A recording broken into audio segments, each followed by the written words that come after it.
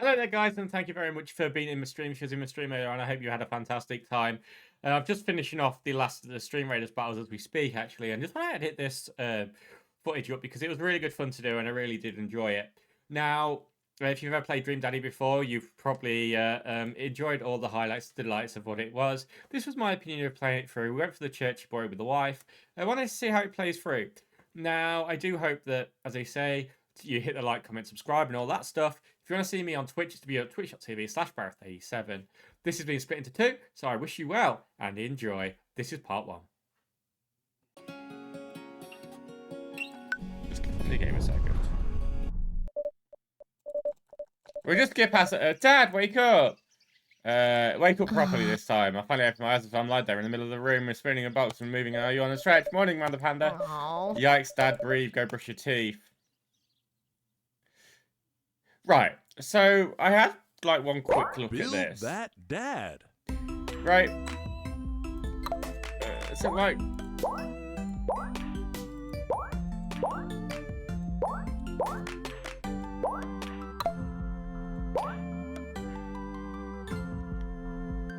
Oh no, there isn't any more. I thought there'd be like an extra one just here.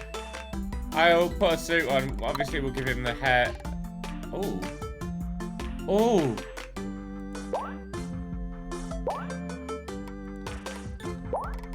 Did I not notice that last time? What changes? Oh, that's got less around the outside.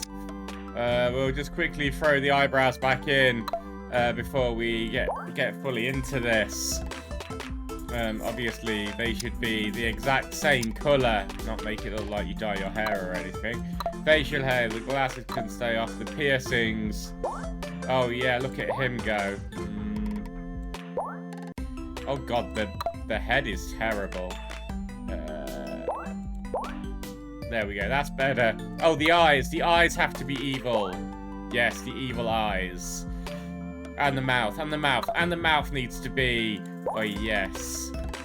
Looking good, daddy. Name that dad.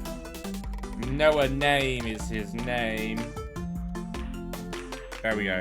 Be that dad. I want to see something. I want to see if it changes something. Still didn't change this part. Did you fall asleep packing? Most of it done, I think. He does look better like that. Searching around the room, it looks like I did a pretty good job. Everyone's showed except one. Wait, straggler. What's in it? Looking into the box, I see a bunch of old photographs and a little photograph. Whoa, I haven't seen these in years. I pull out the one of the dusty album at the top of the pile and begin to look through it. That's the coolest baby I've ever seen. The only way your mother and I could get you to stop crying was put the sunglasses on. You sort of changed it to your mother and I, basically. But whenever we tried to take them off, you'd start crying again. You spent the first 2 years of your life with sunglasses on. Nice. Halloween, when you were maybe 4. Oh my god, that dragon costume. You couldn't decide between being a princess or a dragon, so you went with a princess dragon. Why do I remember crying at the dragon costume? You saw yourself in the mirror and realised that you were afraid of dragons. Seeing yourself in the dragon's mouth was the realisation of your greatest fear, I think. Right, definitely repress that memory. And this was you in your horse phase. Dad, I believe you named that Sir Horsington the Brave. I don't think that was his. And lunges forward to Ferris and quickly snatches it and held it above my head with my superior dad arms. Oof. Nice try, but this is an important blackmailing material for later. Go ahead, try me. I've seen the picture of you in a scar band. Ouch, kid. The Scaminist manifesto had a chance back in the day. I took a look into this and reminiscent of the rad torn section. Hey, it's Emma P. No, Dad, that's Emma R. I didn't meet Emma P until high school. Honey, I promise you wholeheartedly that I will never stop mixing those two up. Dad, Emma R's my longest friend since I was 7. Give it a little bit of an effort. Oh, right. Emma P was the one who tried to steal people's pets. No, Dad, that was Emma S. She moved to Kentucky 3 years ago. I miss her. I miss my hamster. Sir Hamilton the Brave. So yeah, it does. She blames different people every time. Anyway, I gotta show this to Emma R later. She'll get a kick out of it. The first photograph award you ever won. Yeah, and it got us a $20 gift card from Fridays. And when you got the food poisoning from the cheesy tortillas blast. I remember. I think you mean food poisoning with a Z. Dad, still can't drive past McFridays without gagging.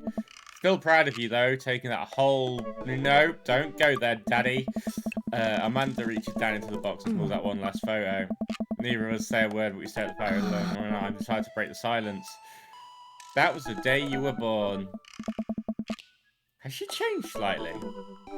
It's a kind of a funny story. We went to a car accident right there in the hospital car parking lot. It wasn't anything big, just a fender bender, but of course I was freaking out, and the little old lady who crashed into us was freaking out, and I didn't know what to do.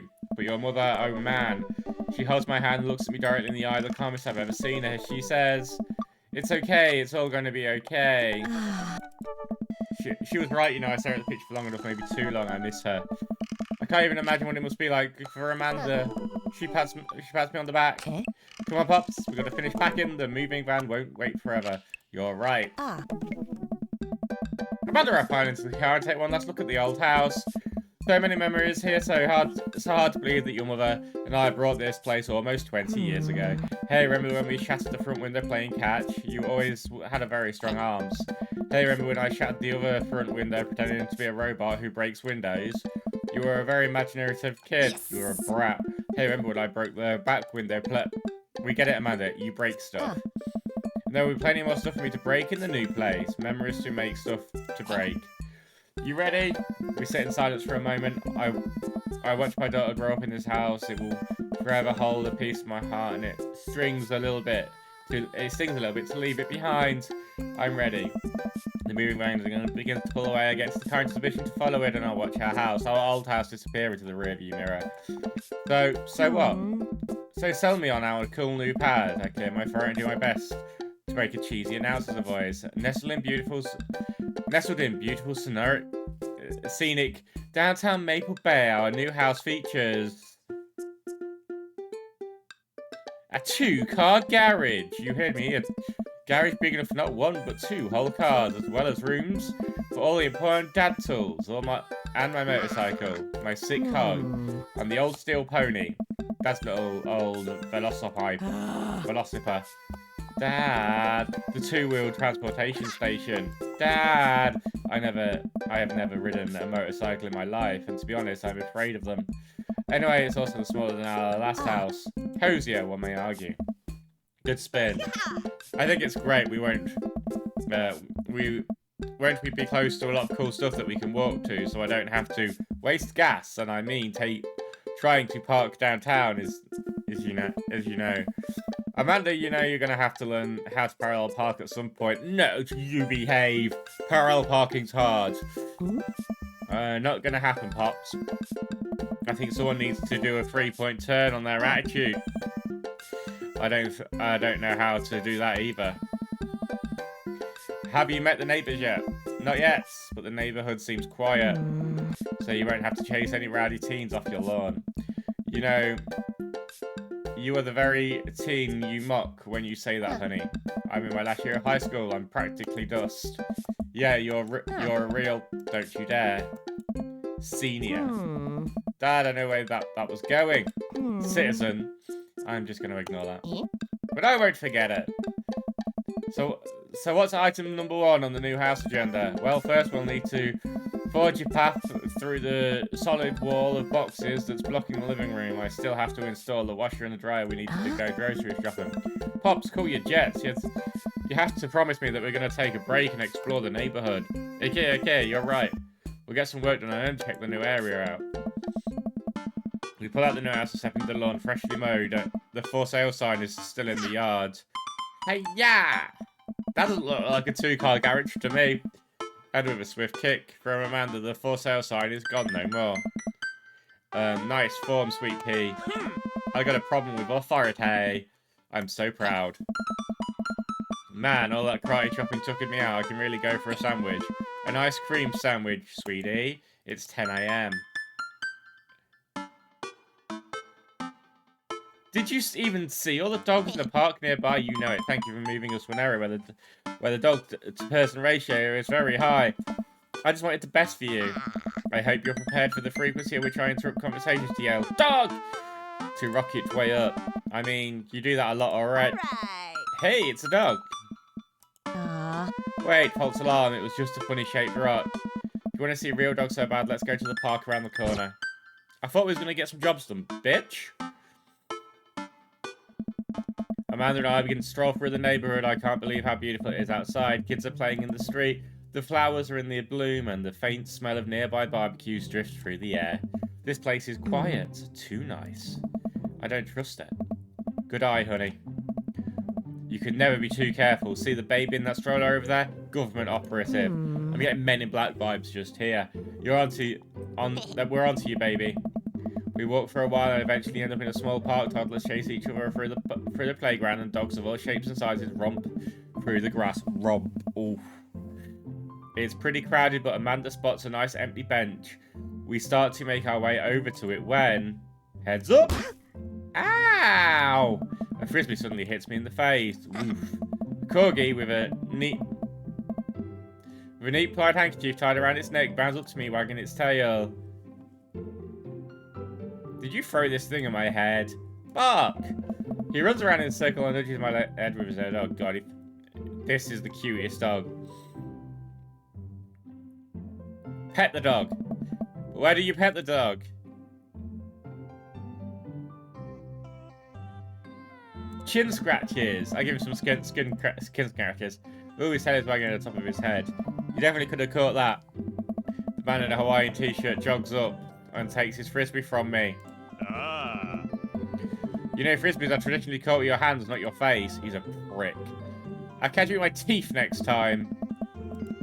Not again, never again. Hi, I'm just messing with you. I'm Brian, by the way. Brian, get out. I'm Noah, and this is my daughter, Amanda. I look over at Amanda, only to find her sitting on the ground rubbing the dog's tummy. Hi. Your dog's cool. Old Maxwell sure loves the attention. It's great to see another father and daughter out here on such a sunny day. Where's yours?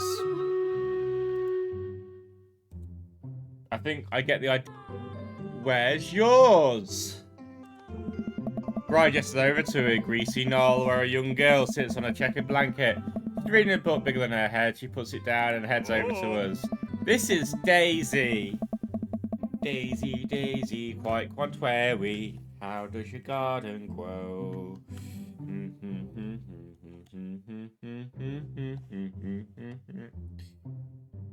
Oh, that's supposed to be the left hand. No wonder Dead by Daylight so weird to play in these.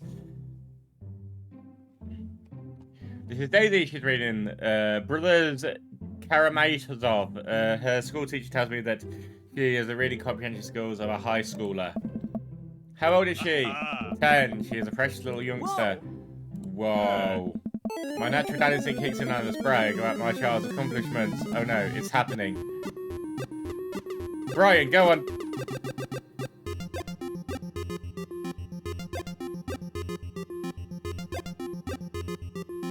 Okay. Go on, Daisy. Tell him about yourself. Daisy, that's my girl.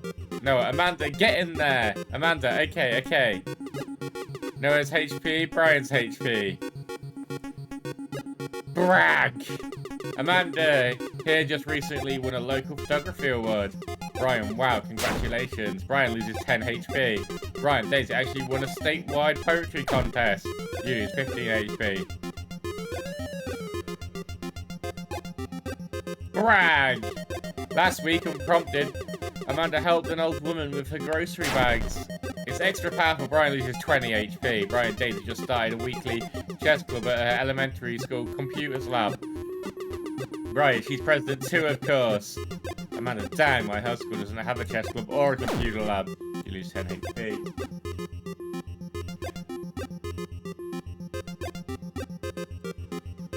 Amanda is in all the honor classes this semester. Brian loses 10 HP. Oh, really? I'm actually talking to Daisy's teachers about having her skip a grade. Amanda kind of bristles at that one. You lose 20 HP. I want to know what this does. Can't switch daughters. Amanda is your only daughter.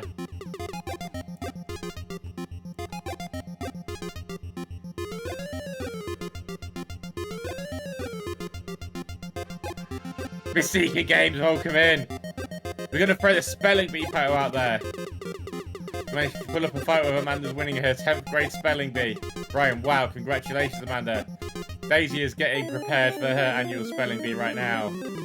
Hopefully this will be her third win in a row. Yikes, you lose 5 HP. Daisy sold enough candy bars this year to get to the top of a prize canoe.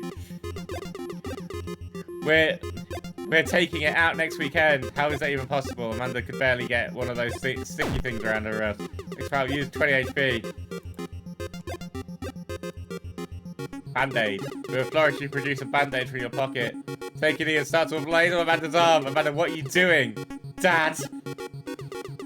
Being a protective parent! Anyone would agree it's an unusual gesture. You lose 10 HP. Dang, he's really got us beat. Boy, it's been such a treat getting to meet you two. Ah, did you have to add insults to injury by being such a gracious winner? So, I take it you guys are new to the neighborhood. We are new to the neighborhood, and I just feel like I got beat. Like a proverbial mule. Mystica Games most recently was seen playing Borderlands 3. What a great game. It's a game I've got to go back for as well. Any game with a claptrap is a great game. We just moved in. Do you live around here? Yeah, we live in that cul-de-sac just down there next to the coffee shop. What a coincidence. That's where we live too. Small world, yeah. Daisy and I are in that little ranch-style house on the corner. I know that house. It's just like ours, but slightly bigger and better landscaped. Oh, look at this. It's not the size of your house. It's what you do with it that matters.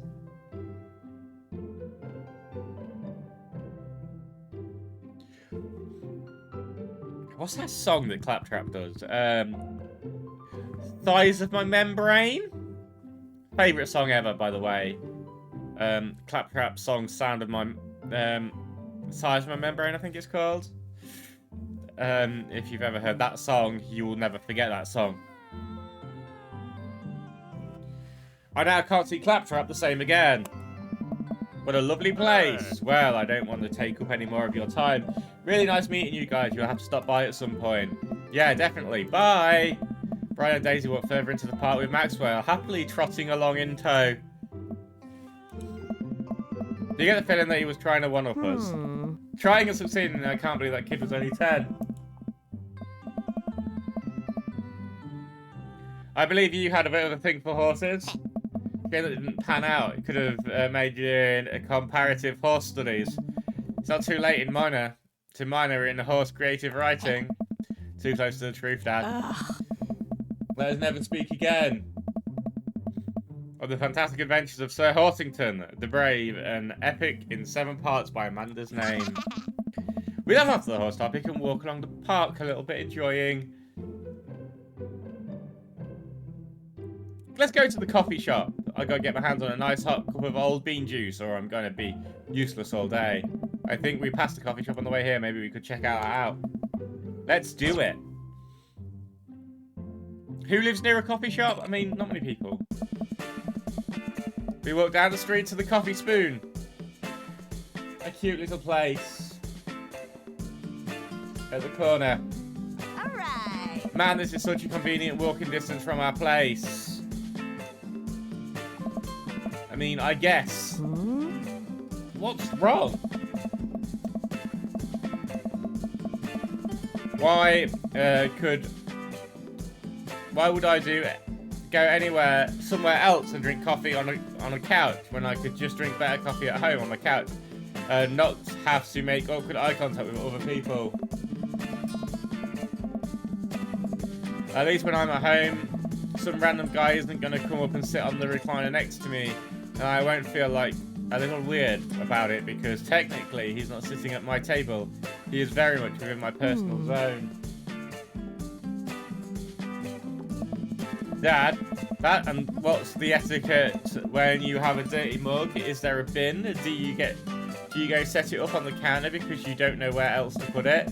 Or do you just leave it there and feel your face flush hot with shame as you consider possibilities that there is in fact a bin somewhere just out of sight, and now that you're that jerk who left their mug? Aww. Dad, are you just afraid to meet new people? Yes, Amanda. Meeting new people is scary, but it's nice to meet all of the people who Mystica Games brought over. Hope you all have a fantastic day with whatever you are up to. I know for some of you it might be late, for some of you it might be early, for some of you might be just going to work. I wish you all a good day, and if you are sticking around, thank you very much for sticking around. You are awesome. I'm a variety streamer. I do a variety of things. We walk inside. Hey.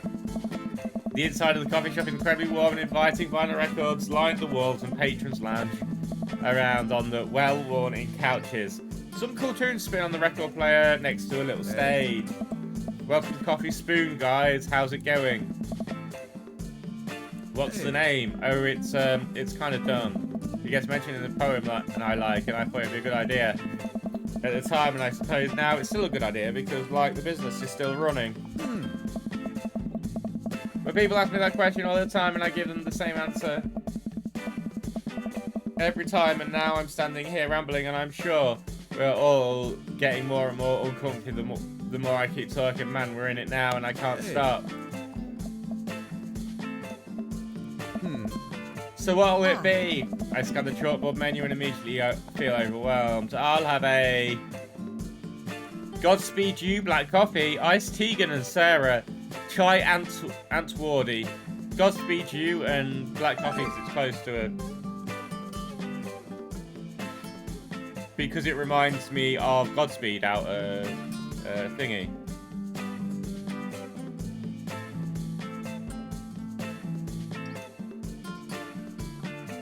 A classic. I don't get it. Oh, it's a pun. Godspeed You, Black Emperor is a really amazing, influential progressive rock band known for their sweeping soundscapes. And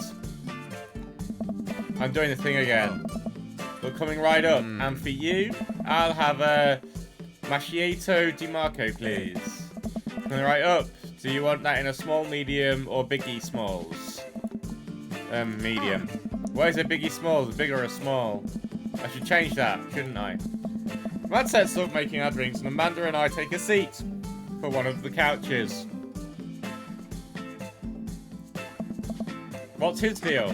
Let the man make his puns. They're cooler brands than you listen to anyway. Hey, Sky was cool once. This couch is really pretty comfy. Maybe not comfier than our couch, but it's alright. With lumbar support, you sink right into it. Okay, it's comfier than our couch. Amanda nudges me. This place is next to our house, and that guy seems not only cool, but just as uncomfy with talking to other people as you are. You should totally become friends with him. Two uncomfy people aren't going to make great friends.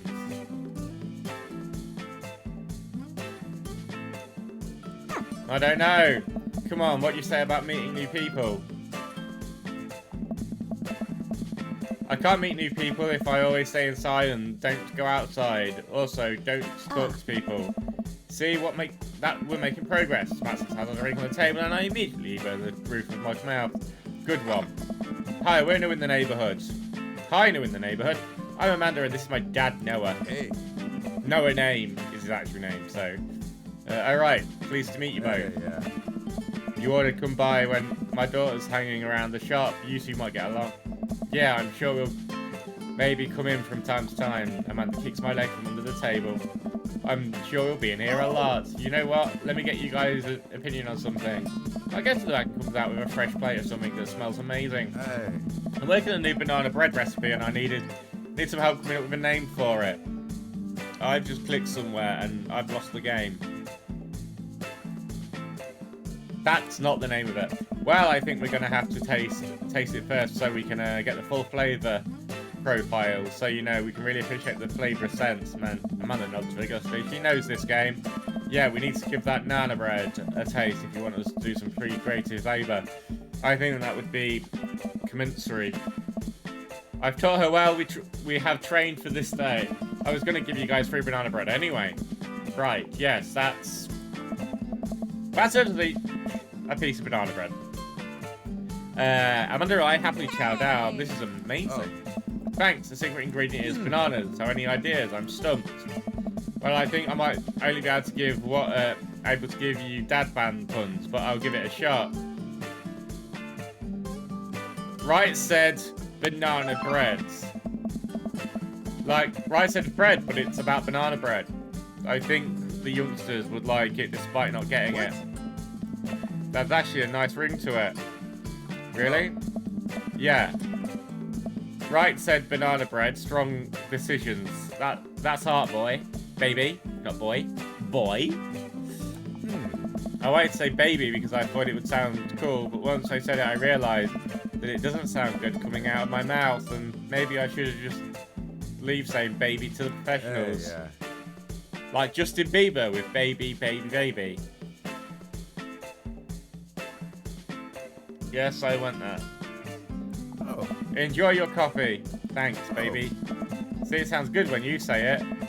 Across the way, a man catches my eyes. He sits there by himself, brooding over a cup of coffee. Our eyes meet just for a moment. I hastily look away, hoping he didn't catch me staring. Who is that? We finish our drinks and we head out. Thanks for stopping in. Take care.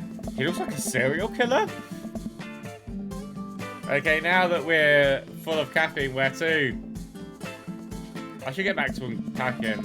I've got on my plate now. You know that moving is one of the biggest sources of stress for adults. It is right behind the constant fear that you smell bad and everyone's too polite to you. Probably. Do I smell bad? Amanda gives me a whiff. You're fine, Pops. Let's go home. You can save bookmark. Okay. I get to work unpacking the various boxes around the living room. A couple of hours pass and I get some good work done. The washer-dryer unit is both washing and drying. We can actually walk through the living room without tripping over boxes. First visitor already. I'll walk over to the door and open it. Hello? Handsome, clean-cut man stands at the door, brandishing a plate of cookies. Hello? Oh, where are my manners? My name is Joseph. I'm your next-door neighbour. Oh, yes. Hi, I'm Noah. That's what my name is. I saw the moving van and I thought I'd bring over some cookies. My daughter, Christy, wanted me to let you know that she baked them herself. Joseph leans in her ears, but between you and me, she just sprinkled the chocolate chips. We both share a laugh. Kids, right? Wow, cookies, huh? So nice to meet you. Joseph hands her the plate of cookies with a smile. Well, thanks for the cookies. Amanda disappears with the cookies. Amanda, come back. And she's gone. That's my daughter. Her name is Amanda. She's a charmer. Daughters are tough. Sons are also tough. Children in general are just tough.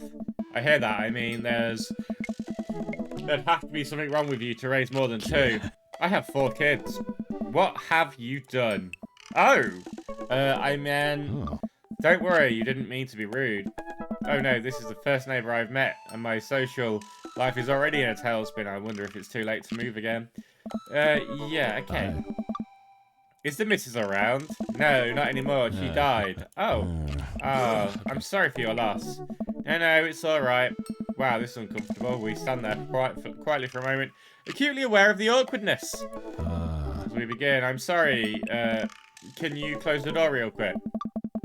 I look at Joseph quizzically, but comply. After a second, I hear a knock at the door. Opening it, I see Joseph standing there with a huge smile. Hey, I'm your new neighbour, Joseph. I promise to not talk about your dead spouse this time. I'm throwing a barbecue for the cul-de-sac. I'd love for you to come by and meet the rest of the neighbours in our community. What do you say, pal? That sounds great. My daughter Amanda and I would love to stop by. Also, 4 kids is a perfectly normal amount of children to have. And we shake hands to seal the deal. Well, neighbour, I'll see you at 3 PM sharp today on Saturday. Sure thing, neighbour. Joseph starts walking away, but stops to think for a second and turns around. Hey, in all seriousness, raising a kid on your own can't be easy. If you ever need to talk about stuff, I'm the youth minister at the church down the street. Oh, I dunno. Nice. I wouldn't feel comfy. You look pretty young to me. Someone younger? I accidentally skipped it, but suit yourself. And with that, Joseph's gone. He seemed nice. Amanda walks back into the living room, crumbs on her face and cookies in hand. That was the smoothest recovery I've seen. I should take notes.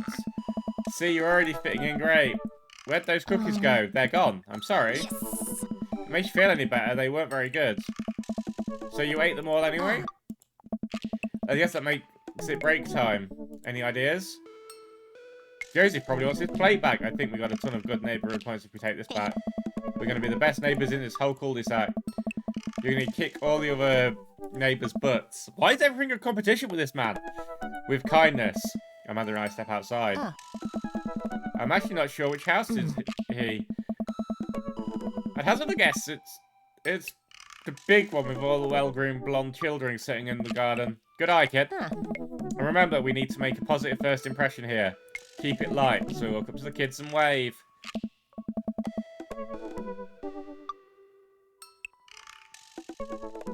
Is your dad around? He'll just stare at us blankly. We just wanted to return this nice plate and say thank you. Geez, these definitely are Josie's kids. They all look exactly like him. Huh? They were really good. I mean, I heard they were good. I didn't get to eat any. I chuckled nervously. Well, okay, we just gonna set this plate on the ground and the real gentle and then back away slowly, right? Right, that's what we're gonna do. The kids bore into us as we scurry away. I can feel their gaze on my back even as we approach our house. I need something to get my mind off those carbon copy kids. I need to rest my eyes. I've been awake for what, 3 hours? And that 3 hours is too many.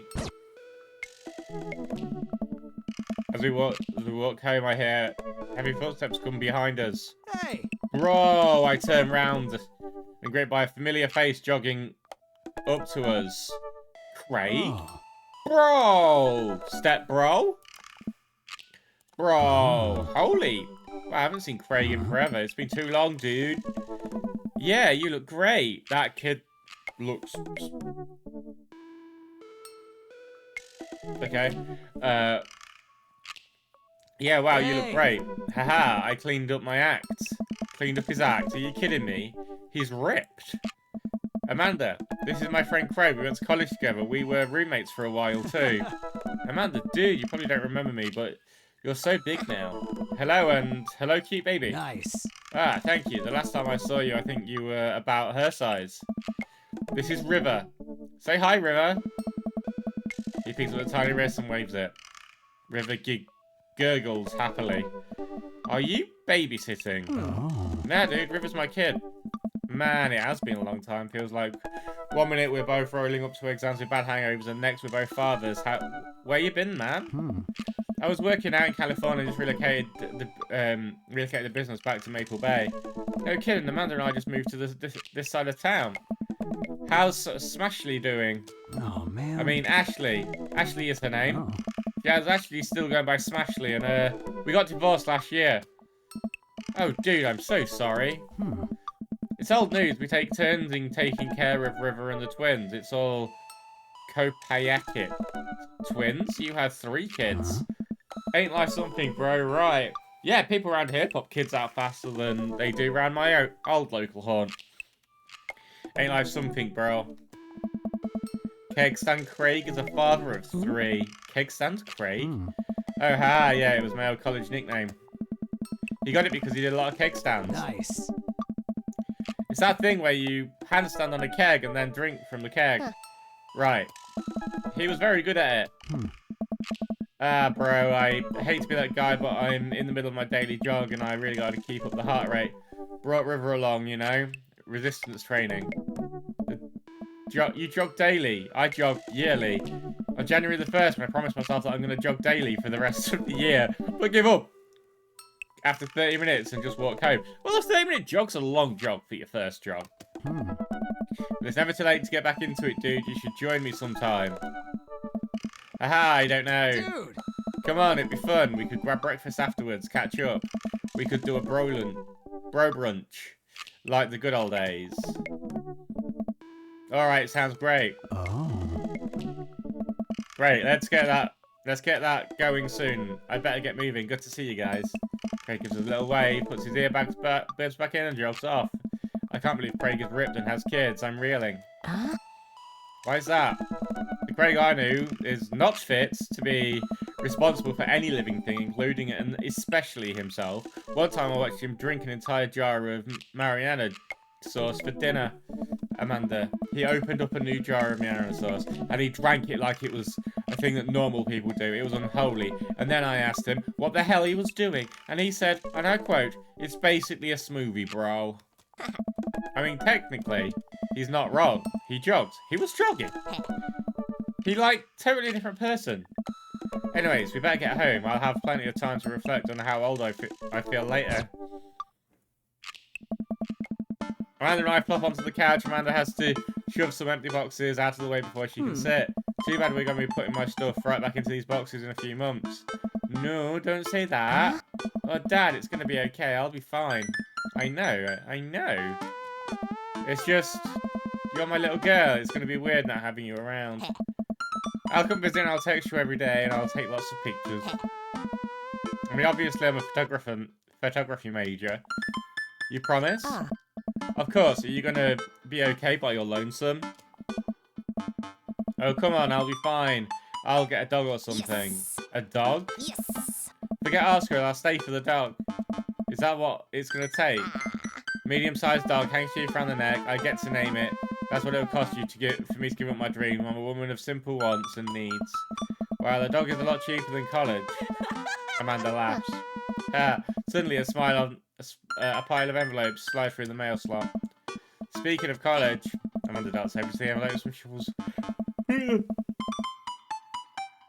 She pulls one out and throws the rest back on the floor. Hey. This is from McGowan College of Art and Design. Open it. But I'm scared. It's just an envelope. Yeah, it's just like my entire future, but no big deal. She takes an entire breath and rips open the envelope with her teeth. We have a letter opener, but okay. I hold my breath while Amanda's eyes dart back and forth, scanning the letter. What does it say? The admission committee has reviewed your application, blah, blah, blah. Read, her face drops. Regret to inform you that we're unable to offer you the admission to McGowan College of Art and Design. Amanda throws the letter on the coffee table. Oh, sweetie. It's okay, I kind of saw it coming. I knew I shouldn't have put that experimental stuff in my portfolio. Their admissions officer told me they want to see portraits or whatever. I pull Amanda in for a hug. You're an amazing photographer, I know, but how much work you put into your portfolio. Some other school is going to want to snatch up, I'm sure, yeah. I know it's fine. Are you actually fine or are you just saying that? I'm fine, really. Her face says the opposite, but I probably shouldn't push her on this. Oh, and before I forget, Emma R and Emma P are sleeping over tonight. So, you'll need me out of the way because I'm painfully uncool. I would choose more delicate phrasing, but, yes. Well, I'll have you know that I conveniently have plans for tonight, so you'll have the new place to yourself. Yeah? What are your plans? Quick, think of a plan.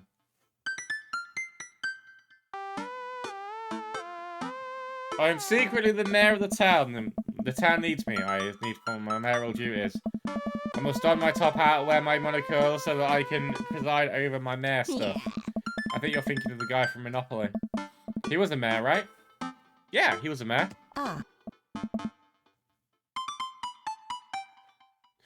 He was not. Right.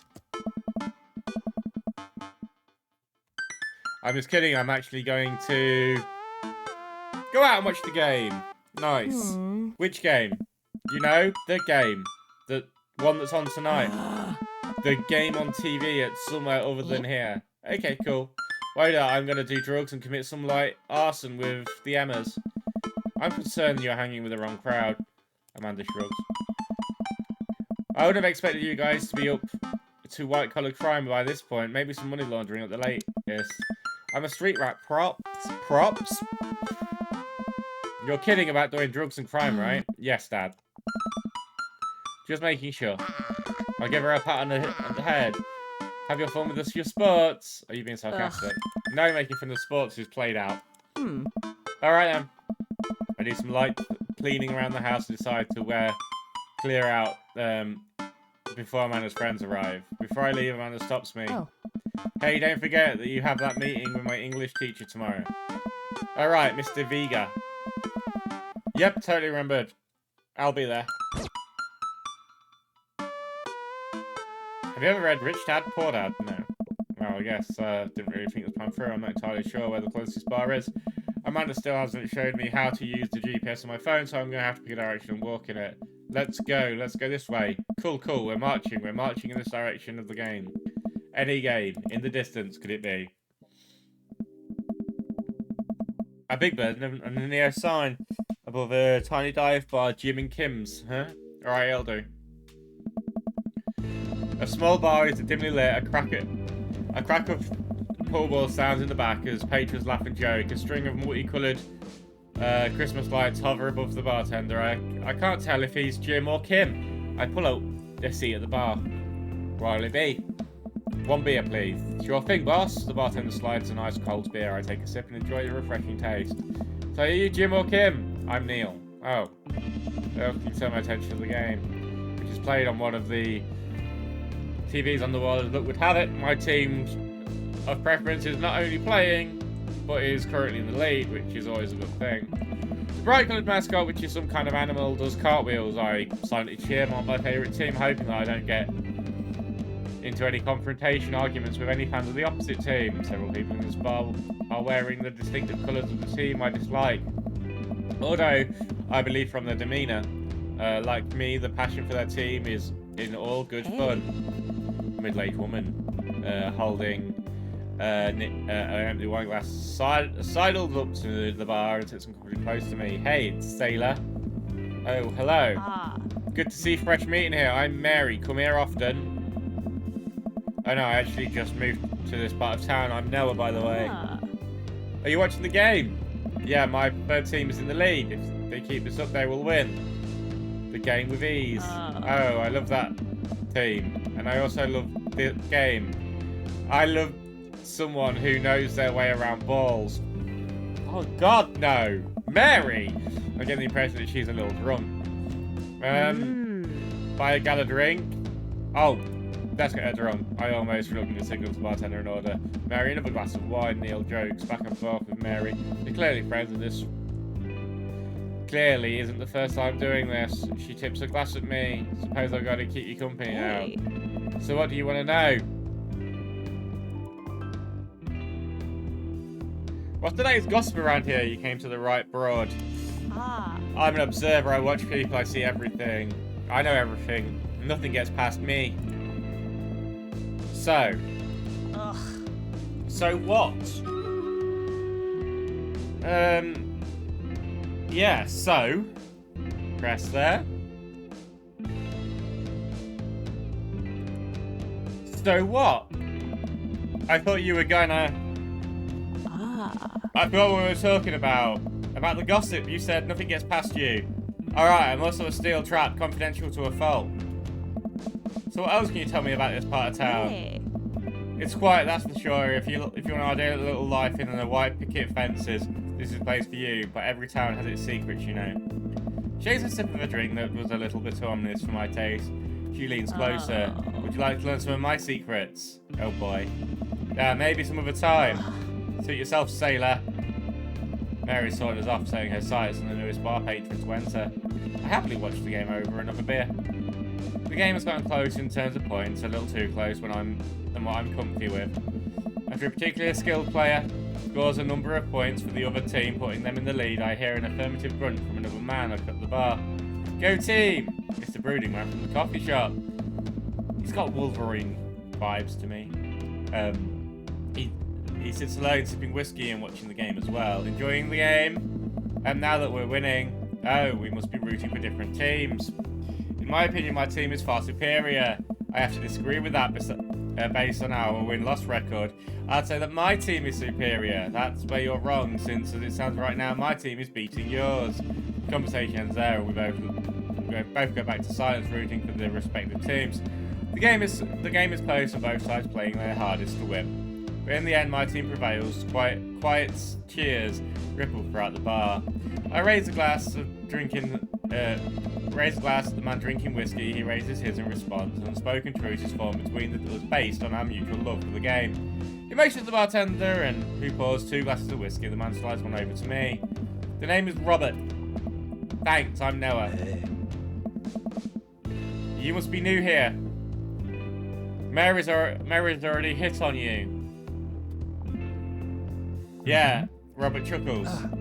She's a peach. Well, you picked the best bar in town. As slimy as it is, you'll never find a better spot than Jim's or Kim's. Is there actually a Jim or Kim that runs this place? No, that'd be Neil. Neil waves from across the bar. Good guy, Neil. Not enough Neils in this world. Oh, okay. You're a whiskey fella or a beer fella? Beer, but I'll drink most things. You like shots? I love shots. Thank God. Robert nods to Neil, who served up 2 shots of whiskey, hands one to me. Here's to your health. We take shots. The whiskey burns going down, but I try my hardest to look tough. Wait, I think this is what making friends is. Okay, Noah. This guy's out of my league. But I think if I play my cards right, we'll be pals in no time. Compliment his leather jacket. I like your jacket. Thanks, been in the family a long time, passed down from the firstborn to the firstborn. Cursed, some would say. Man, this guy is mysterious and cool. Way cooler than I am, at least. Robert signals to the bartender for another round. What are you doing here tonight? Running from my problems. The usual. I like your style. He gets up. Be right back. Got a pad in my nose. Never seen Robert this talkative. He must like you. Ah, I guess so. I gotta admit that Robert was rough charm to him. If a guy like that thinks I'm cool, then I must be. Robert comes back from the bathroom and grabs his leather jacket. I'm gonna go home. You headed my way? Robert and I leave the bar and find ourselves walking in the same direction. I live in this cul-de-sac down the way. Does everyone live there? Me too. We just finished unpacking today. Great place to be. Good neighbours. Well, some of them. Who's that? We get to Robert's house, which is just a few houses from mine. We stop and he turns to me. I don't kiss and tell, Noah. So we are doing this, or what? What? Hey. You know, do you want to come inside or not? A wave of realisation rushes over me. I blush.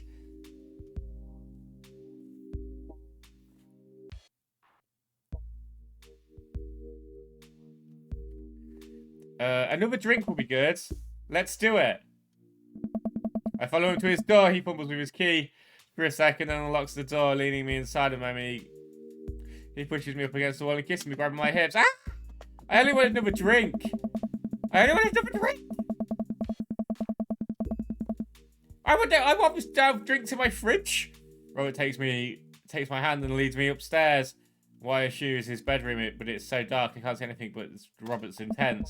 He kisses me again. I can hear him shuffling off his jacket. I clumsily take off mine too. His hands throw him down his chest and suddenly he's tugging at my belt. I don't normally do this. Do you want me to stop? I only wanted a drink. Actually, I should probably get going. Robert steps back. Alright. I think I'm gonna head home. Sorry. No, it's cool. I head home, my head still spinning with the anxiety of turning Robert down, and the side of the couch helps me compartmentalize, though, and before I know it, I'm having dreams about my teeth falling out. I wake up from a text from an unknown number. Rise and shine, early bird, still want to hang out. This is Craig, by the way. Holy crap, it's 6 AM. Who does 6 AM anymore? Without realising, I drift off back to sleep. Oops, must have winked back at my phone again. Hey bud, still want to get your swole on? I'm ready to tear up the track. Hit me up. God, the last thing I want to do right now is work out, but it is Craig. I do want to catch up. Go to the gym. Hey man, I need a few minutes to wake up, but let's meet in 20. After a few seconds, another text comes in. Sure thing, meet me at the gym. I stretch my bones and creak. I gotta stop falling asleep on the couch. I throw my blanket and hey, wait. I don't remember falling asleep with a blanket. Amanda must have took me in after I fell asleep. Bless the child. I really gotta brush my teeth. Throw on the only clothes I own that are even kind of gym appropriate and head out. The neighbourhood is quiet and serene and this early in the morning. Birds chirp and the grass is still wet with dew. Surprisingly, the gym is pretty crowded. I spot Craig standing in front of and stretching. Of course, he spots me and waves over enthusiastically. Hey, bro. Good morning. Hey, good to see you. I'm definitely not as pumped as he is. Maybe I should have some coffee before I left. Ready to kick some butt? With your help, I am. I think it's going to be less of me kicking butt and more of the gym kicking my butt. But I can handle it with you here. Dude, bro, that means a lot. Dude! He heads into the gym and I immediately intimidated. All of these people look like they could break me in half, and it seems like Craig is friends with all of them. He high fives and finger guns all of the cool jocks in the room, and they look like they could and would steal my lunch money to spend on protein shakes. Come on, bud, let's warm up. We head over to the treadmills and start walking. Okay, I can walk. Walking is good. This is a decent pace to be walking. So I know we're on the treadmills. Yes. And those over there are ellipticals. Very good. What is all the other stuff? Craig glass. They might look a little scary, but I guarantee you all of them serve a specific purpose for building muscle mass. I was just doing the muscle tea. Places with muscles I didn't know existed on a machine. I think that was once used to progress to grain flour. What is that? What is that guy doing to himself? That's a good question, bro. What do you think he's doing? Training to crush people's skulls with his thighs. He's trying to make his thighs so strong that he can crush people's skulls with them. Bro. That's pretty much the only reason I work out. Oh. No, Craig is turning up the speed. I better do the same. How long have you been doing the buff thing? Couple of years. And how do you do when you're not dadding or working or buffing? Oh, I coach my twin softball team. That still counts as both dadding and buffing. Nice. Ah, I keep busy. What do you do for fun?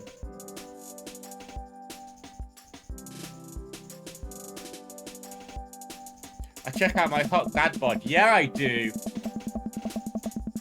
So most of the time in front of a mirror admiring my Adonis-like figure that I've worked so hard to sculpt. Nice.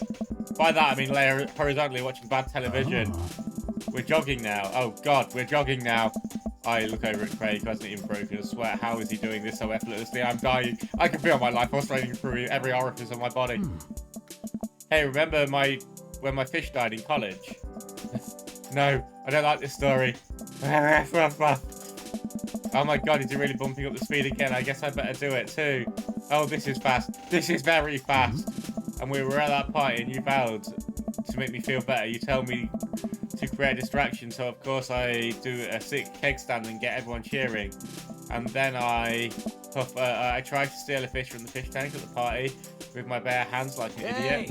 And then you drop the fish and it's flopping around and you panic, so you run up to the post keg stand with a dying fish in your hands that you have scooped off the ground, and you're yelling at me that we have to leave. Nice. So we're running at the frat party with a fish and we're trying to give it mouth-to-mouth resuscitation when we get him home and get him into a bowl of water, but the prognosis was just grim, and the next day he's alive and well. Bro.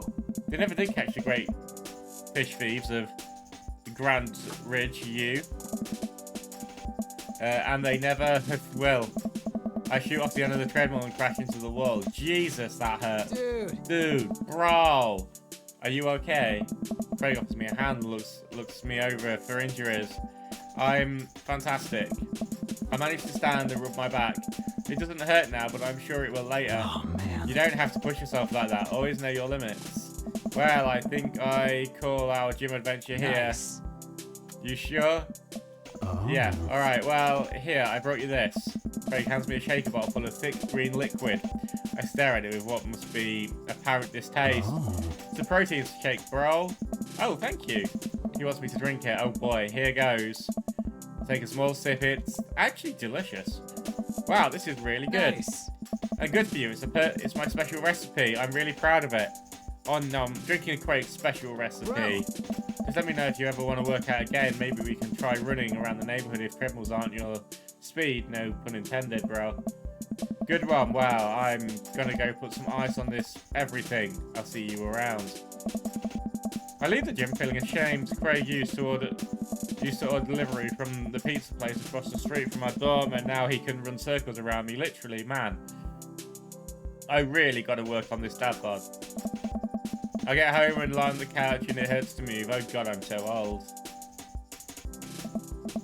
Oh no, I must have fallen asleep. What time is it? Shoot, it's 3:55. I'm supposed to be at Amanda's school in 5 minutes. Friendly pots some clean clothes, apply a generous amount of deodorant and runs to the door.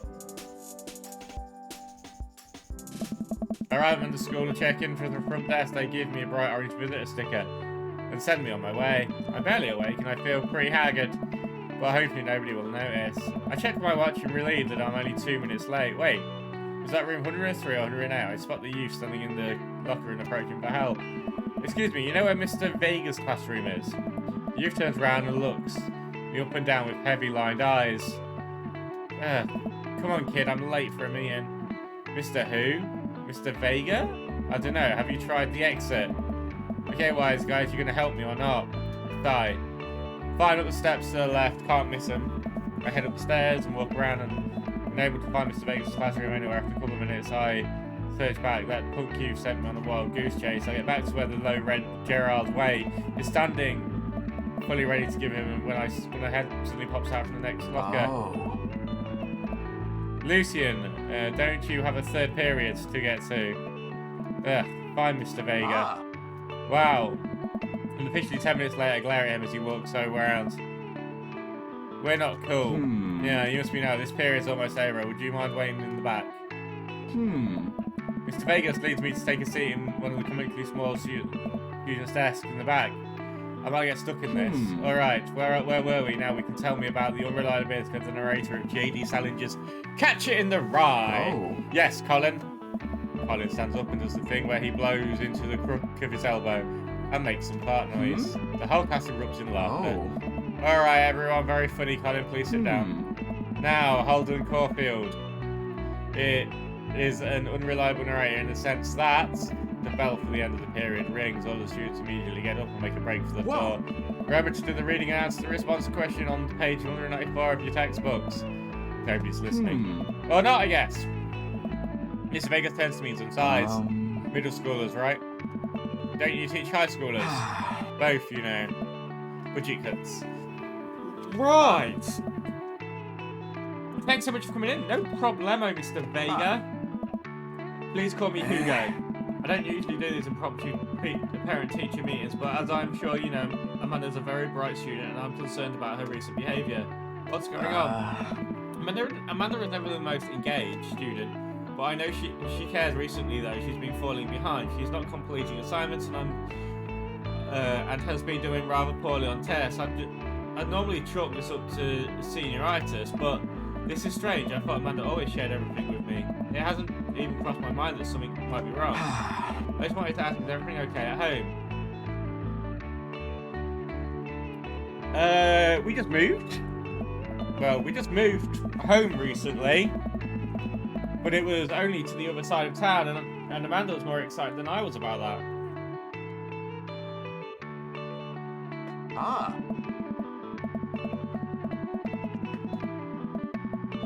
If you talk to her, I know she values you a great deal and would appreciate your guidance.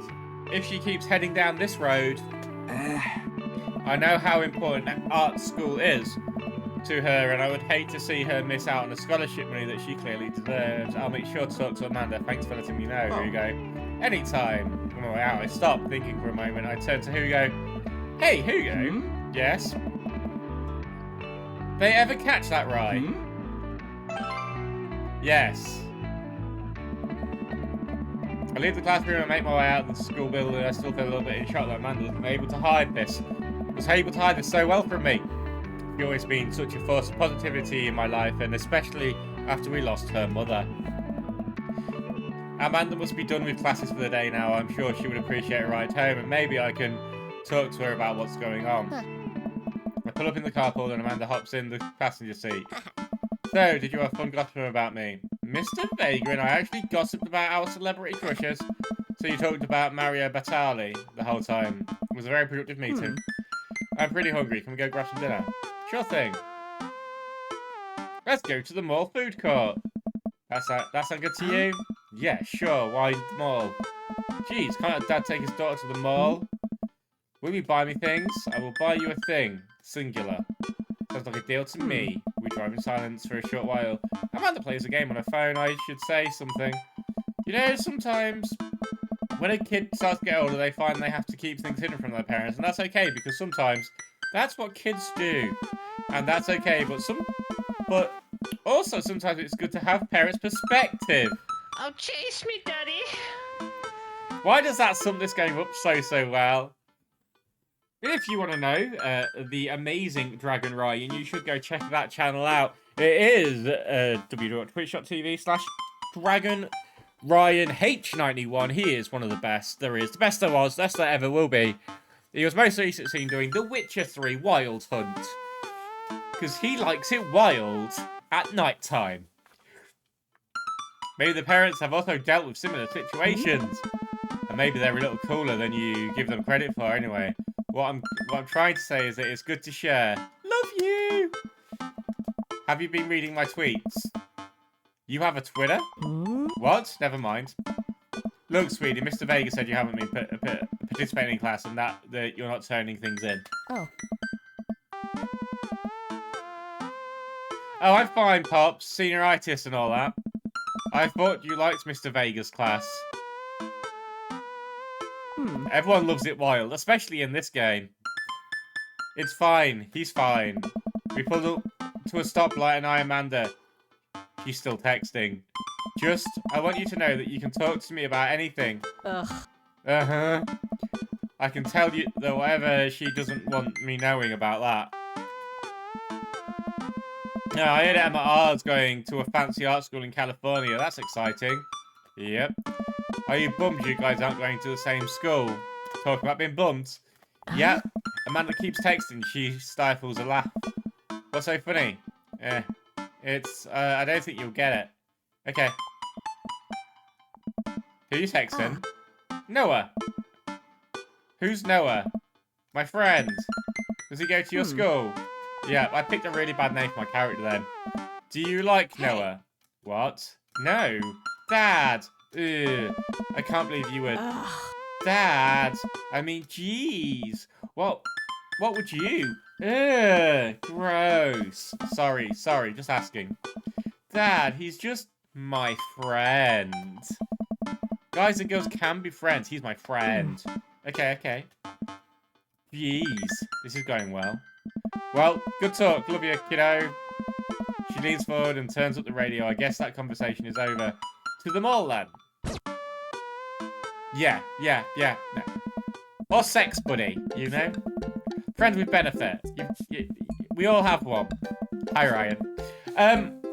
We arrive at the mall, a big indoor shopping centre with a couple of different floors. It's kind of dead, but that doesn't stop a mall security from yelling at a group of people of loitering teens. Let's eat something disgusting for dinner. Hell yeah. Language, Missy. Heck yeah. Better. We approach the food court and evaluate our options. There's greasy restaurant. My heart burns just looking at the menus. Nobody looks happy to be here. What are you in the mood for? Bread dipped in sugar? Bread with cheese on it? Or do you just want to inject some fat directly into your bloodstream? I extend my hand to her. Would you like me to do the honor of sharing your nachos? She takes my hand with a grin. It would make me the happiest, cheesiest girl alive. We order a giant pile of chips and unnaturally orange cheese. That's a very unenthusiastic and possibly stoned teenager. We take a seat at the rickety table and dig in. It's when you find out that's Noah. These are bad. These are very bad, but also strangely delicious. We have to eat through the pain. We enjoy our fluorescent cheesy goodness until we're all out of nachos. So, something's been bothering me for a while. Can you explain memes to me? Sigh. This game. Which meme? All memes. Amanda sighs deeply and places her head in her hands. Dad, it's complicated. See, memes are inside jokes shared by a bunch of people that get less funny the more people do it. So the problem is that by the time a meme gets to you, Dad, all of us yous have already done the joke to death. Aww. And what's worse is that the movies and TV and video games will try to jump in on a meme train. But just based on how long it takes to make them, the meme will be long dead by the time it comes out. So it just dates and it isn't funny. Oh shit, what up? Dad, please! Dad, please! Anyway, changing the subject. Where to now? Want to go to that goth store? What? You know, the one that's all black and tries to establish itself as anti-establishment, despite being an exact representation of the establishment. I don't know what store you're talking about. You know, the one where you can buy chain wallets and basically an assault on what people fought so hard against in the punk and the hardcore movements of the 70s and 80s. Dude, you gotta be more specific. The one you threw up in that one time. Storage. Oh, that one. Yeah. Oh god, this looks like hell. Amanda runs to the back of the store. With me trailing behind her, she makes a beeline for the back. There it is, you can still see the outline kinda. I'm so proud. Speech! Amanda. Right. Speech. Alright, I'll do it if you stop chanting. Amanda stops immediately. I clear my throat. Thank you all for joining us here today to commemorate an historic moment that would forever shape history on a day very much like today, some 5 years ago. Our very own Amanda Ann Name had too much blue raspberry slushy on an outing to the mall after begging her father to take her to Dead Goth and Beyond. Dead Goth. Well, that doesn't need a thing. To buy rainbow suspenders. What? Interesting selection. She proceeded to throw up all over the display of My Chemical Romance merchandise. Her loving father then had to pay for her merchandise, which to this day remains among our possessions. Thank you. Amanda is moved. She begins clapping, slowly at first and faster and more vigorously. Several other patrons turn their heads. One of them starts clapping. I bow my head. Oh, hey, chain wallets. While Amanda business off looking for the pants t-shirts, I tried to find something of interest to myself. Not much for a dad to look at in Dead Goth and Beyond.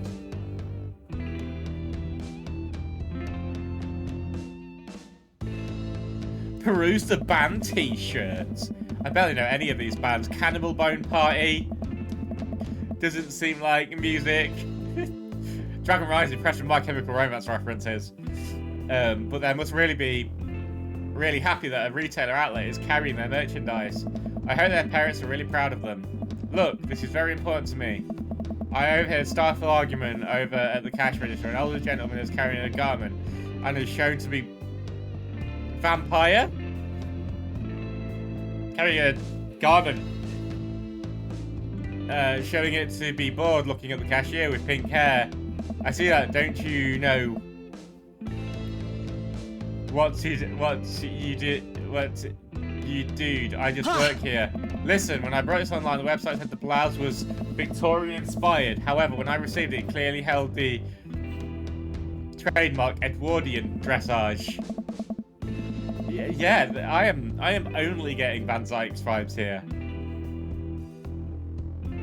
Just a little bit older, maybe. Do you want a coupon? Give you a coupon. Will you leave it if I give you a coupon? Is there a manager present? People have to know what they're buying.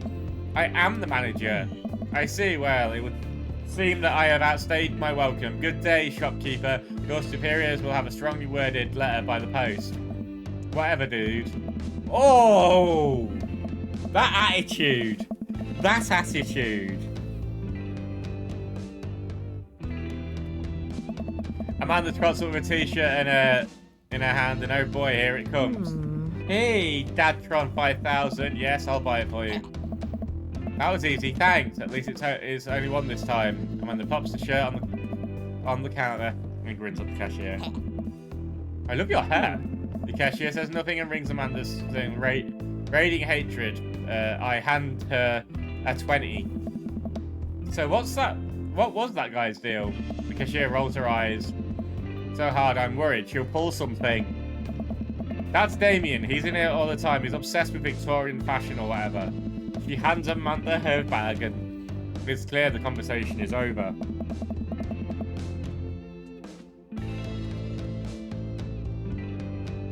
Haha! We head out the store to get some rest. Amanda and I sat on the couch trying to find something to watch over bowls of ice cream. Oh, cool. Long Haul Paranormal Ice Road Ghost Truckers is on. Your favourite, right? That is a great mix of shows. Oh, hell yeah. They have to make it over the Canadian tundra before the ice road melts, but they're hunting ghosts.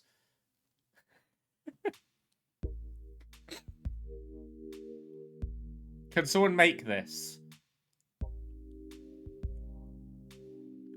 Because I would watch this show. This show sounds like one of the most amazing shows I have ever heard of. And then they could have the celebrity version. Where they take a celebrity with them over the Canadian tundra before the ice melts, but they're hunting ghosts. And I can't put this lid back on this Coke because they have stupid lids. Also, the trucks are haunted. It gets better. This is an episode I've already seen, but it's one of the best. Callum and Flint's Dogbone and the twin brother truck driving and ghost hunting duo find themselves in the greatest peril yet. Oh no, the ghosts don't get control of the truck. I can't steer on them. There's damn ice roads. Let me use the EVP meter to try and communicate with the spirits. Flint, we're about to die! I almost got it. If you listen carefully, it sounds like it's saying, you're going to die. That's because we're about to die! This is art. The episode ends with Amanda excusing herself and to go and start arguments on the internet. I stay up a little longer, curious about the exploits of Callum and Flint Dogbone after their disastrous ice road accident. Afterwards, I crawl into bed and get a good night's sleep. So what's going to happen after our lovely long night's sleep? Smile if you can, it will make people more... Okay, I missed it. Morning, sleepyhead. 5 more minutes. You have never ever let me have 5 more minutes, so get up. Lazy bitch. Fine. We have cereal for breakfast and spend the morning putting together furniture. Amanda is much better at interpreting the tiny manuals. We're able to put together a few shelves and a desk, and I'm pretty sure it was supposed to be a bookcase. Sounds like my DIY. So you're excited for the cookouts today? Excited to beef up my grilling skills. I'll see this as a learning opportunity. If I can take some hot grill tips, I think we can consider it a success. Then you want to meet some of the people in the neighborhood. I probably end up standing uncomfortably in the corner with a plate of food and hope that nobody talks to me.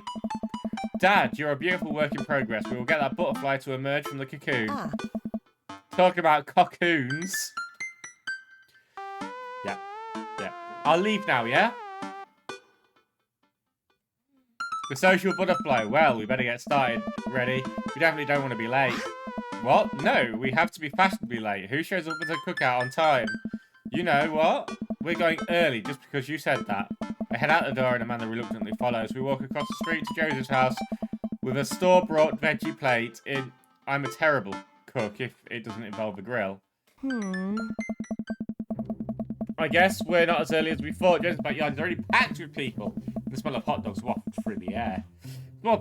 Small children run through a sprinkler, and adults chat in small clusters. I set our veggie plate down on the table next to 2 other veggie plates, There's Joseph. I wave to get his attention the moment he sees us. He jogs over, arms open wide. Welcome. I'm so glad you 2 are here. And you brought veggies. Let me introduce you to my family, kids. Come on over here. This is Chris, my eldest. He's so happy to be alive. He's my inner spirit child. This is Christian and Christy. They're twins. Whoa! They look like they could be serial killers. They stare creepily and say nothing. Then, of course, there's our youngest, Krish. Wait, where is Krish? Maybe Mary put him in his crib. Oh no, it's the woman from the bar the other night. Oh, what the hell is going on here? Oh, and how could I forget my lovely wife, Mary?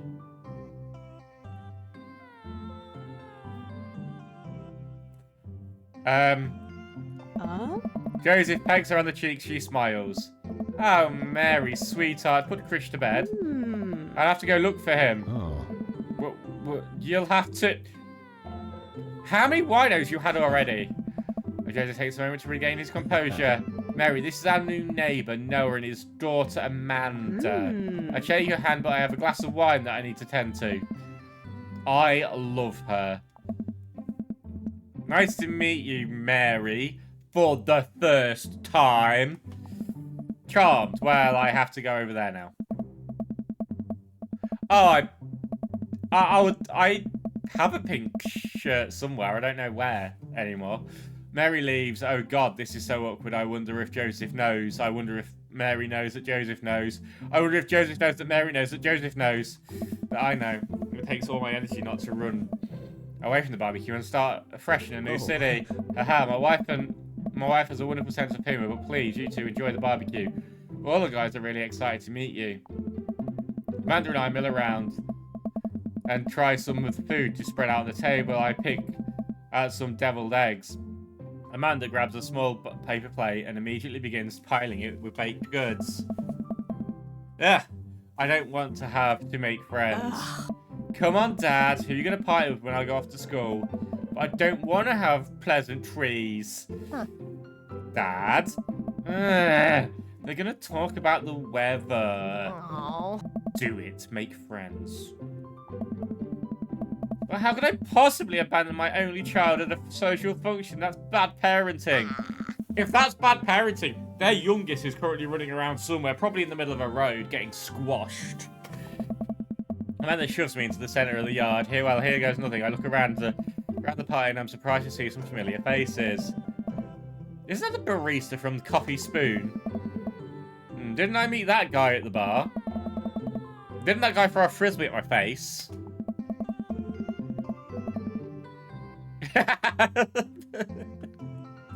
This is how it's going to be for you.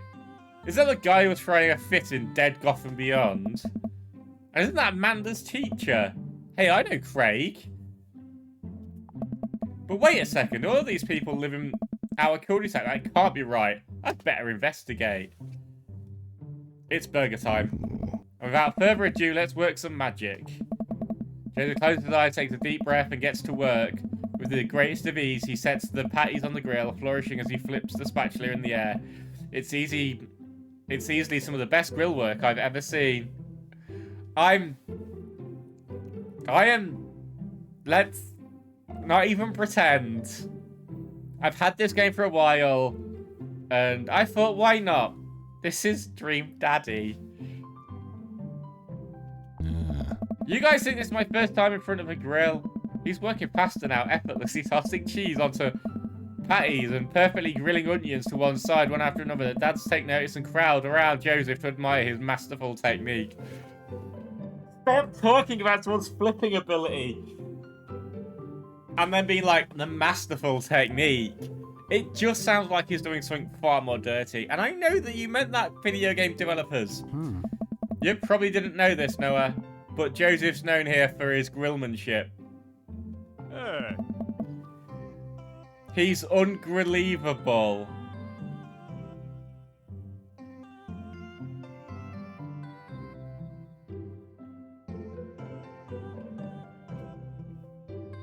I've got no alcohol up here. Hey! I tried to get on his level, but I just can't catch up.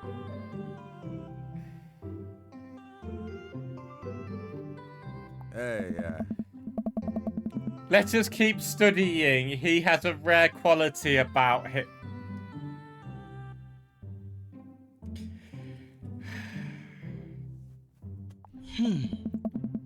Mustard, we keep talking about this? Can't we just appreciate the artist? Hey.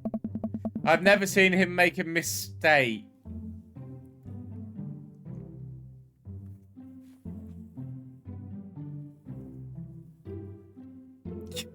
You're getting grilled here. Fuck's sake. Okay, we need to stop. This is getting too cheesy. Yours is shit, Hugo. Please stop. All of the children at the party boo the glorious display of puns in unison. Why am I joining the kids on this one?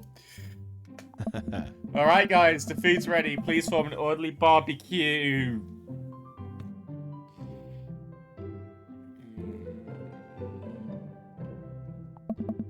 Amanda groans, we all grab our food and hang out enjoying the perfectly cooked cheeseburgers. Oh, yeah. Man, it's so wild how all us dads live in the same cul-de-sac. Hey. Kind of nice, isn't it? It feels like there's a real community here. Totally helps when We're just a single dad trying to raise a kid. You're happy to have you here, man. I think you're gonna like this neighborhood a lot. Oh. Plus, Amanda seems to be getting along with all the kids. If she decides to get into babysitting game, she'll make a killing. This is a rare outing. Dragon Ryan, you... Keep them up. Why don't you just add us on Dad's book? Please tell me they've made this up.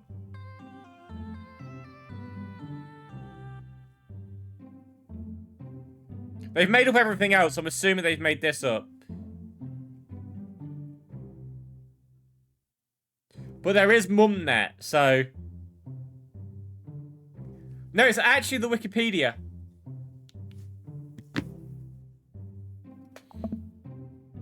Dad book? Yeah, it's a great social network for dads to keep in touch with each other. We're all on it. So if you ever need to reach out to anyone, that's the simplest way to do it. Sorry, I'm just an old-fashioned dad. Social media goes well over my head sometimes. Don't worry, Pops, I'll help you figure it out. The rest of the barbecue goes smoothly. We all trade stories and drink beer as the kids continue on the lawn. Amanda breaks up a fight between the Carmencita and those weird twins. I think they wanted her soul. Amanda and I walk back to her place as the sun sets over the neighborhood. Pretty fun party, don't you think? I was hoping that we'd get to the rest of it, but I just wanted to get to the burger thing first. I mean, I got a burger in me. Sweetie, if I can impart any sort of wisdom upon you right now, it's not that this was a bad situation, but if you ever in an uncomfortable situation, always look for the silver lining. The silver linings get you through to the other side. We ate rocking burgers today, and it was good. I mean, we might not have heard all the puns if we had gone another route, so amen. Well, Heavy, at least you met some other cool dads. You should hit them up on Dad Book. Maybe I will, if I ever figure out how social media works. I'm feeling this cul-de-sac is more Grinder than Dad Book, but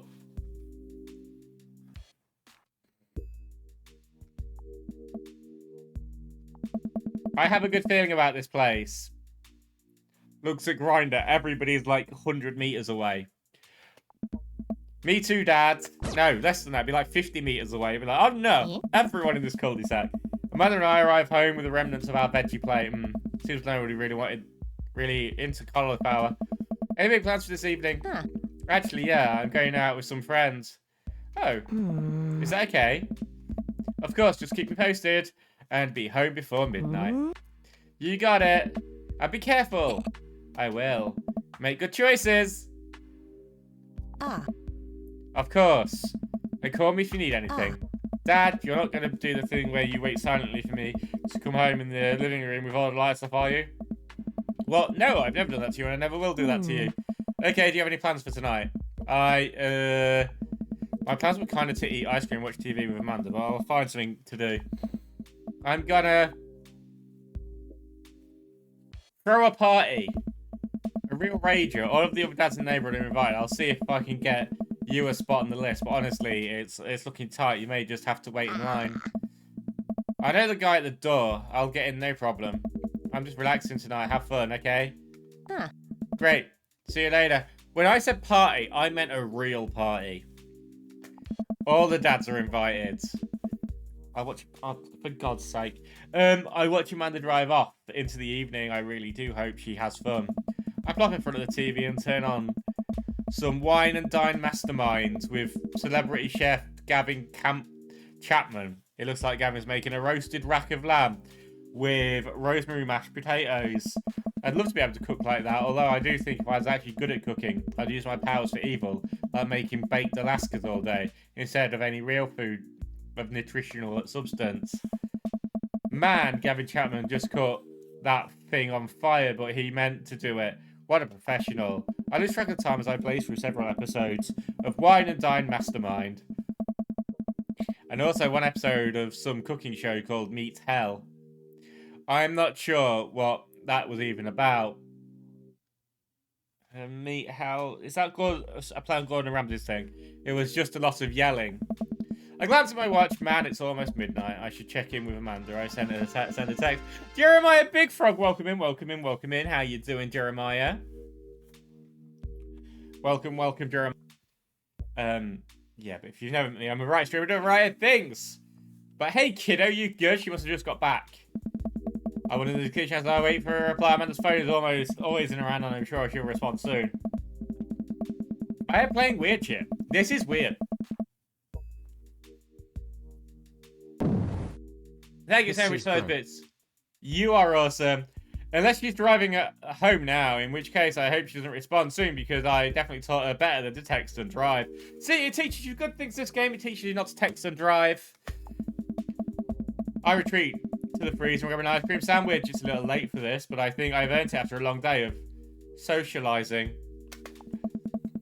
I check my watch again, and then my phone. Nothing yet.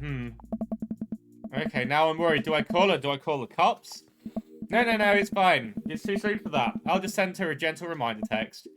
What's up? Half an hour passes. Now I'm really worried. The episode of Gavin Chapman's Meet Hell are not only not assuaging my anxiety, but possibly exasperating it with all the yelling. So I keep pacing around the house waiting for her to come back. Why didn't I find out where she was going?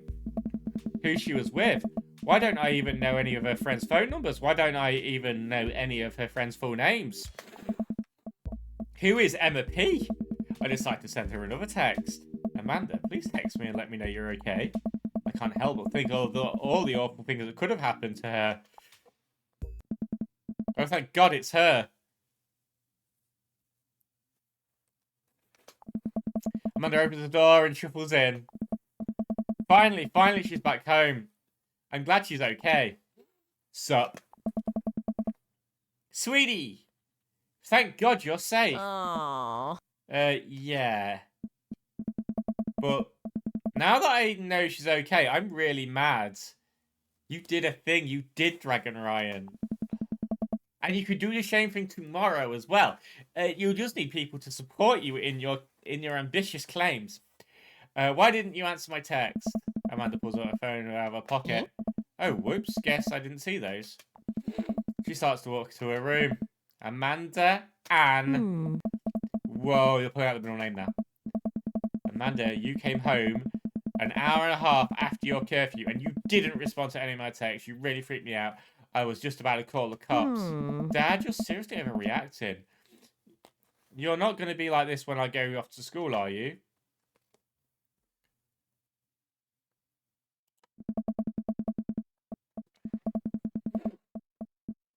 You weren't responding, and it was just like when your mum... I stopped myself from tearing up. Oh, Dad, I didn't mean to. I sit down on the couch, put my head in my hands. I feel very tired all of a sudden.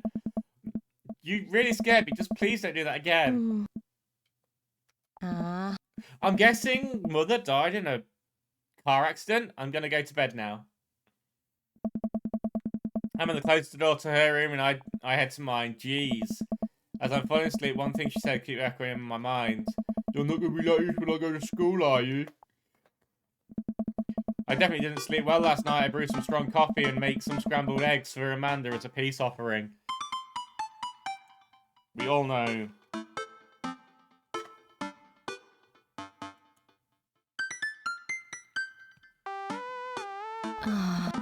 She eventually wandered into the kitchen. Hey, I thought about what you said last night. I should have texted you. I said I was going to do it and didn't. I honestly just didn't think about it. I'm really sorry, Pops. I won't do it again. Well. I trust you to make good choices. I was just thinking about it. I'll try to give you the space from here on out. I gotta trust that you can take care of yourself. Team name? Team name? That may just be their surname, because I've called their surname Name. So they're just gonna be called Team Name.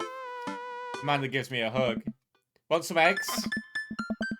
You know it. Sprinkle some cheese on them. Already did. Yes. Bless you. I didn't sneeze. Amanda scarfed down the eggs in the time it takes me to wash the plate. I forgot that was that loud. Let's scarf down the eggs in no time. It takes it to me to wash the pan. I'm gonna scarf down the eggs in no time, which it takes me to wash the pan. Thanks for that bean there, Dragon Ryan. That was lovely. Yeah. Very not nice indeed. Alright, I'm off to school. Smell you later. Wait, one more thing before you go. Here's a phone used to learn to text. What's Dad Book? It's a social media platform. Right? What? What's a social media platform? Dad, I have to go to school.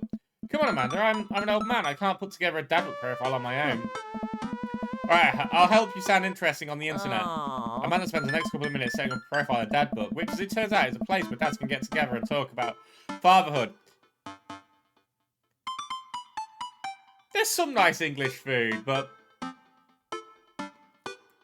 Oh, habanero. That was lovely. That was lovely. About fatherhood.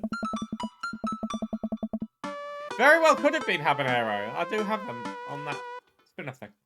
Alright, Pops, we've just got to fill out your profile. Let's get some likes and dislikes. On Friday night, you are most likely to...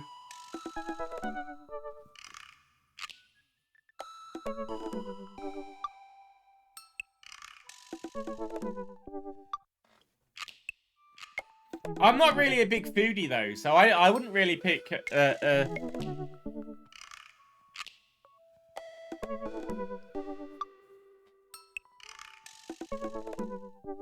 Polish and sort my coin collection. Most likely not. Netflix and grill, baby.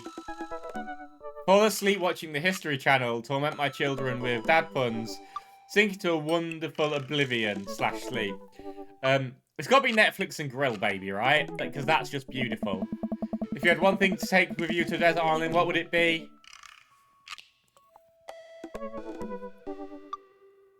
So I think most of my favourite foods very much aren't British. I don't think steak's British. And that's my favourite. If you had to take one thing on desert island, what would it be? My trusty grill, the lost shaker of salt. Castaway on DVD for instructional purposes. A boat. I don't need anything. My survival skills have trained me for this day. What are your turn-ons? Oh my. Strong dad arms. Yes. I mean, like, look at them. Strong dad arms, right? The Castaway answer was pretty awesome, wasn't it? Tennis shoes with long white socks. Best film ever, by the way. Best, like, film in that, like, genre area ever. A well-manicured lawn. Street smarts. Top-tier grillmanship. Comfortable with crying.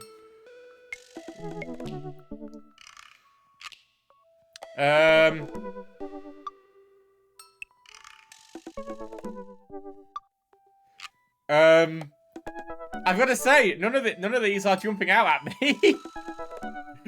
None of these really would turn me on at any point. Thank you very much for the lurk, Aloof and Poofed. Tennis...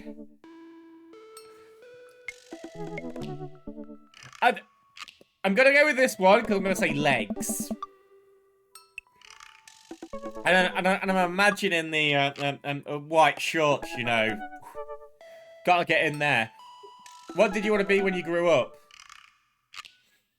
A technical writer for manuals and instructions, a salty boat captain, a pro skater who is also an astronaut, a good father, the president of space.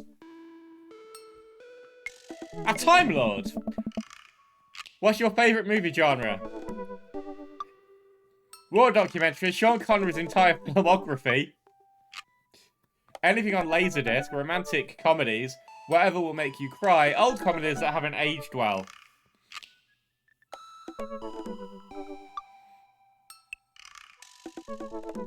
Old comedies that haven't aged well. I'm taking that as very unpolitically correct comedy. What's your ideal date?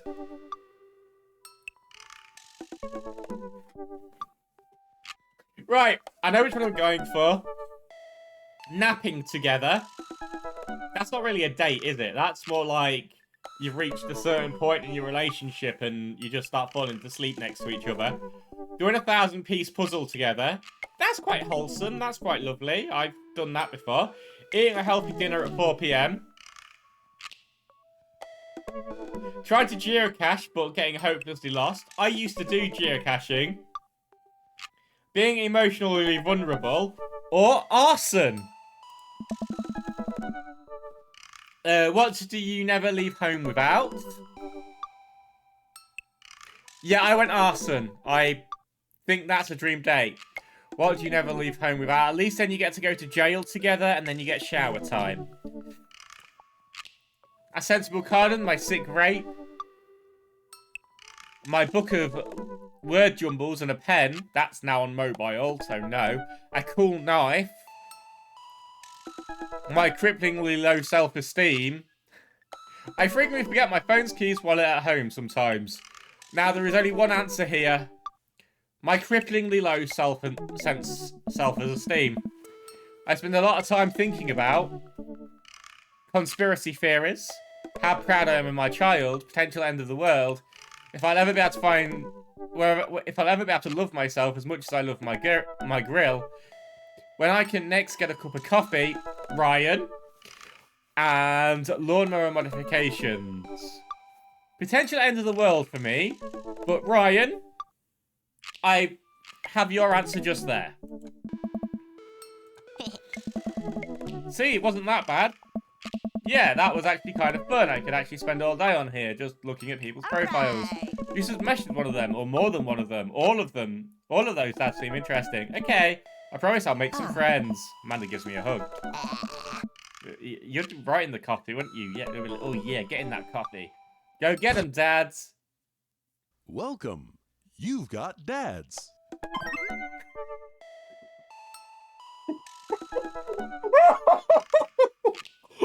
Right. Oh, that's brilliant.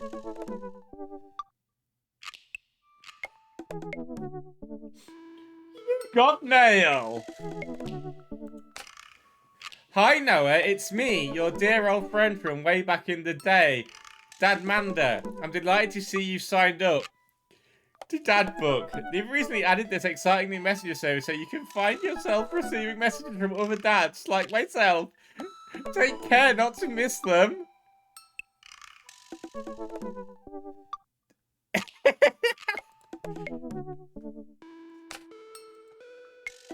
Amanda, is that you? What are you doing on Dad Book? Whoa, no, I never... We've known each other since business school. How could you possibly confuse me for your amazing and talented and easy to buy things for daughter? No, I am also, of course, flattered.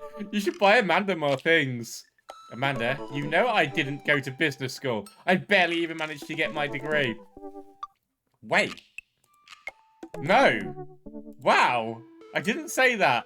You never heard that. This is gold.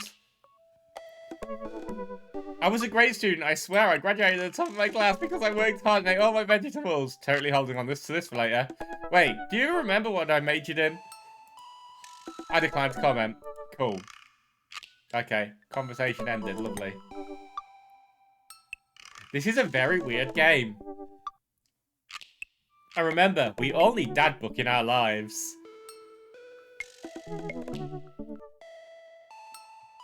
So, Dream Daddy, who should we talk to? Should we see if we can go left to right? Let's go. Oh my. Oh my, we can see what they all like. Let's imagine it's the circle and let's go through all their profiles.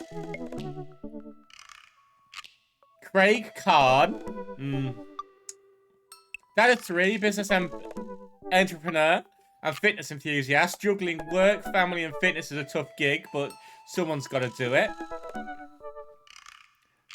On a Friday night, you'll most likely get one last good cardio session in.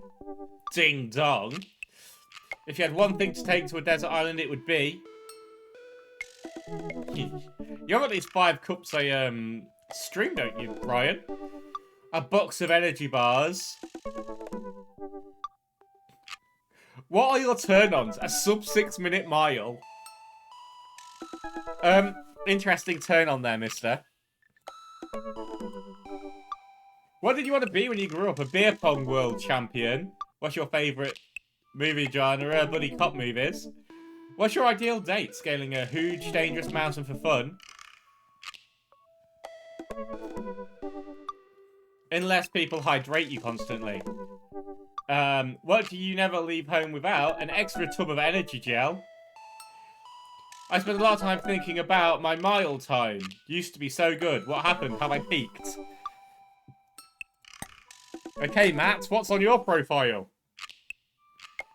He's an avid music enthusiast, passionate coffee drinker. You can find me most days selling bean juice over at Coffee Spoon or hanging out at the park with my amazing daughter. Hit me up at the 80s No Wave Music. On a Friday night, he's most seen perfecting my cold brew setup. One drip at a time, baby. Ryan, found your perfect partner. If you had one thing to take with you to Desert Island, it would be fine tunes to pass away the days. What are your turns on multi-instrumentalism? What did you want to be when you grew up? A barista? What's your favourite movie genre? Shit with subtitles. What's your ideal movie ideal date? It's a daddy dating sim! Daddy! We go to Animal Show and seriously consider adopting a cat. Whoa, whoa, whoa, whoa, whoa. This is just basically... This is not talking about being a dad, is it? This is just basically Grindr. My headphones, both in something that won't leave the home without my headphones, and spending a lot of time thinking about where did writing commas into song titles come from? Where did it go? Did we all just agree that it was a bad idea? Matt Seller. I got the free dish.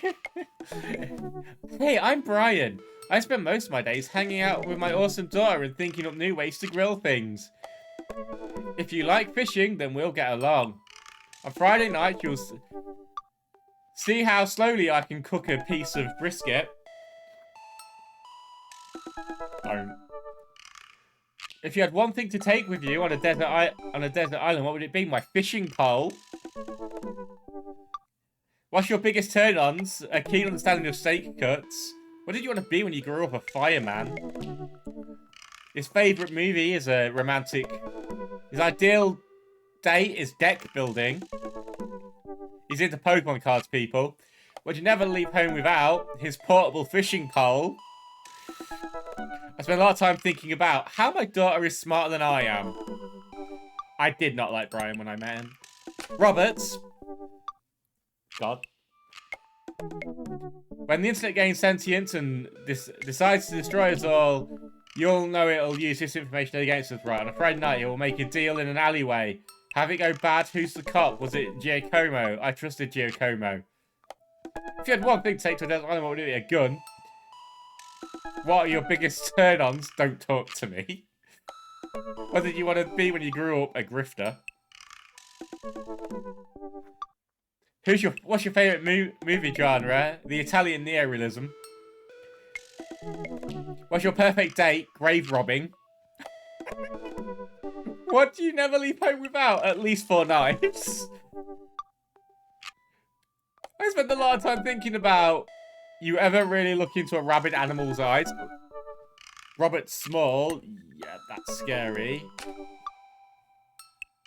Yeah, this one's gonna be... Damien Bloodmarsh. How do you do? I have finally decided to join the Information Super Hideaway.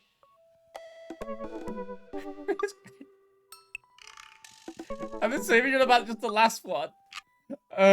I love long scrolls through graveyards and spending time with my son. If you would ever like to chat about the latest Victorian fashion, the inevitable of our own demise, or black cats, please send me a letter. Listen to the True Crime Podcast while taxiderming my newest species. If I could take one thing to a desert island, it would be a coffin. What's your biggest turn-ons? Pronouncing bosom correctly. What did you want to be when you grew up? A bat. What's your favourite movie genre? Foreign art house horror. Closest to you, to be fair, here. What's your ideal day? It's nights. We had an industrial dark wave club in Berlin. The music drums to the beat of our hearts. That's kind of romantic. What do you never leave home without? An upside down cross. I spent a lot of time thinking about mortality, Salis. Up to who go next? Middle school teacher, high school teacher, writer of scholarly articles on 18th century literature. For various esteemed publications, if you're on here, tell me that my son put a cherry bomb in your trash. I know and I'm sorry. Bruce Strong, tea and paint my miniatures. Bruce Strong, tea and paint my miniatures. He's a Warhammer collector. If you had to take one thing to a desert island, it would be a remembrance of things past by Marcel Proust. Never heard of that. What are your biggest turn on? Muscles. What did you want to be when you grew up? A movie star.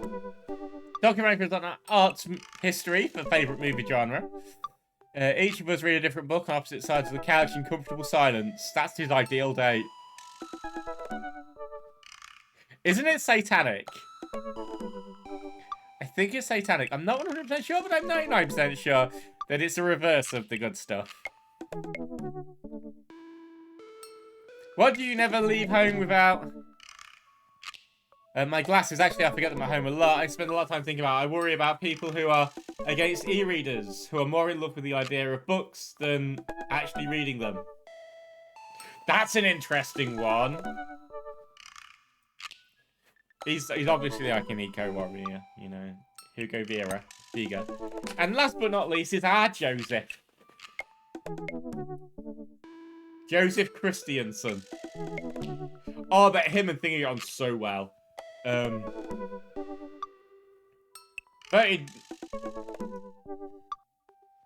Voted Maple Bay's #1 youth minister for 5 years running. Living in my hometown with my beautiful wife and our 4 amazing kids. If I'm not in church, you can catch me out on the open water, setting sail on the sea of adventure. I love playing guitar and crushing my kids at Candyland. On a Friday night, I lead the community mixer at Fun in a Mixer. If you had one thing to take to Desert Island, it would be my 6-string. What are your turns on, my loving wife? He wanted to be a ship captain. He likes feel-good movies, and his ideal date is lovely night in the town with my wife. What do you never leave home without? The Good Book. How can I be a better man, husband, and father? Let's check this theory.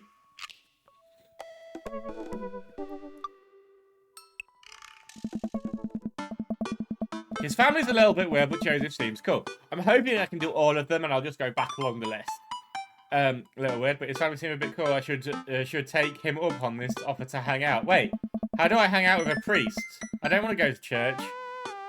Should I be Jesus-y? I imagine Joseph's family staring at me as I fumble around some sort of a prayer attempt. Maybe not. I thought I was going to message them. I'm actually upset now. We didn't get to decide who to message, because we only got to do one thing. That's disappointing. I liked, maybe not too Jesus-y, just a light smattering of Jesus. Will he want to pray? Is he going to pray at me? Do I have to pray at him? Talk to Joseph, her? Yeah. Amanda, how many times have I told you not to sneak up on me like that? I selectively ignored it every time you do, Pops. Her eyes are a little puffy, almost as if she'd been crying. Hey, are you doing okay, kiddo? I'm fine. Of course I'm fine. I'm not Jesus-y. I just started thinking about how there are a bunch of people who still don't think aliens exist, and it's bumming me out. Like, space is so infinitely huge. Why? Just because you can't conceive, it doesn't mean it doesn't exist. And I understand the Fermi paradox, but to completely write off aliens, there's no such stuff that we don't know. I'll be okay, I'm glad. But aliens are definitely out there, and I hope that one day my friends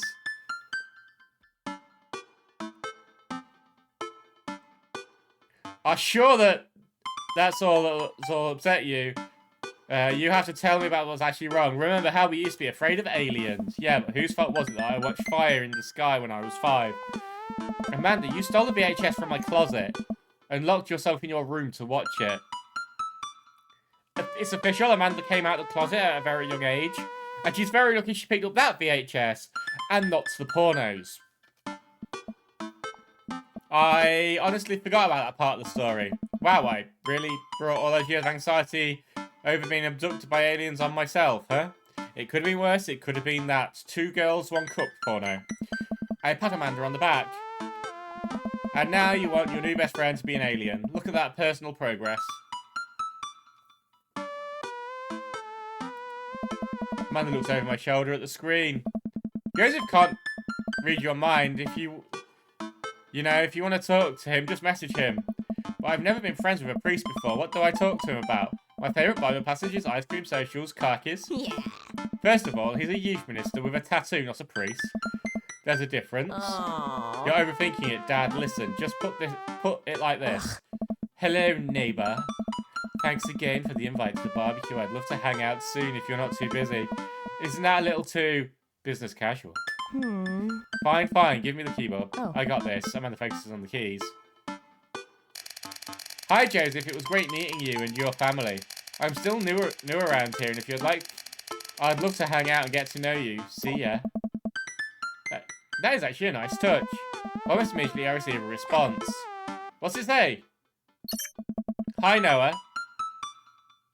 If you're not doing anything in a bit, the kids and I are baking treats for the church bake sale tomorrow, and we'd love to have you over. It'll be a blast, so just let me know. He uses a lot of exclamation points. Red flag. Red flag. I'm more concerned about him signing his name with a tilde. I'm willing to let it slide this time. I respond back. Sounds like fun, Noah. Well, I guess I'm doing this. Great, come on by the house as soon as you're ready. We'll be here. Save a brownie for me. What type of brownie, Amanda? Is this why you was late home? Promise you won't sneak up on me anymore. Amanda stares at me unblinkingly. Don't make any promises I can't keep. Real to a fault, Pops. And Dad, please don't be weird about the religion thing. Me? Weird? Never. I'm at a short walk over to Joseph's place. Don't be weird, Noah. His house is nice. But what if they hang up a bunch of crosses or collect those little porcelain babies? What if they're all praying? Do they pray before dinner, during dinner, over the porcelain babies? The door begins to open. A shadowy figure obscures from the other view. Who's there? Noah. The door opens the rest of the way. It's Joseph's eldest. What's his name? Creepy fuck. Hey.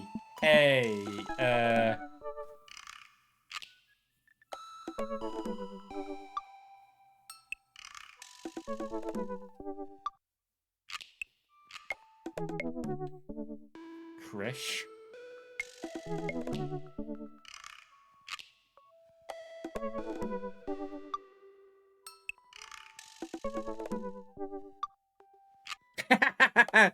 This is going well. I can't remember his name.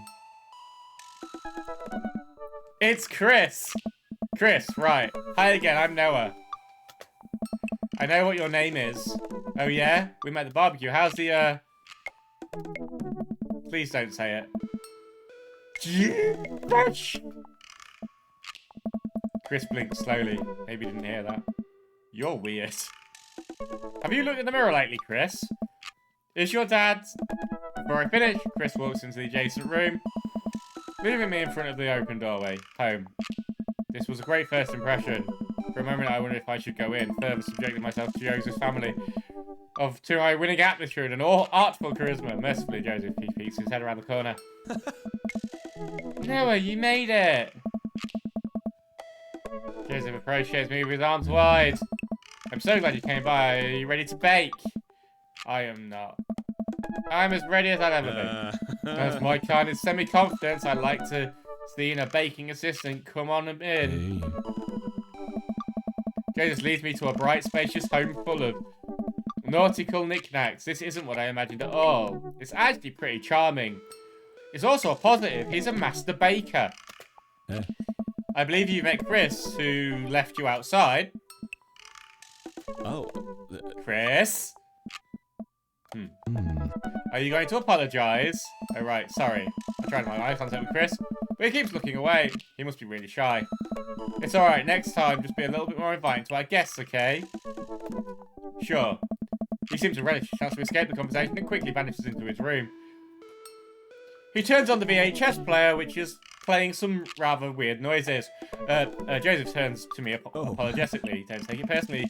Chris likes to keep to himself. I mean, we didn't start on the best foot in the world. Plus, being the eldest in a big family can't be easy. We try to give him a little slack where we can. And here are the twins, Christian and Christy. Say hello to Noah. Hello, Father. Hello, Noah. I've seen these two in horror movies, I'm sure of it. Kids, come on, dial it back on the creepy twin stitch. Creepy twin, yeah.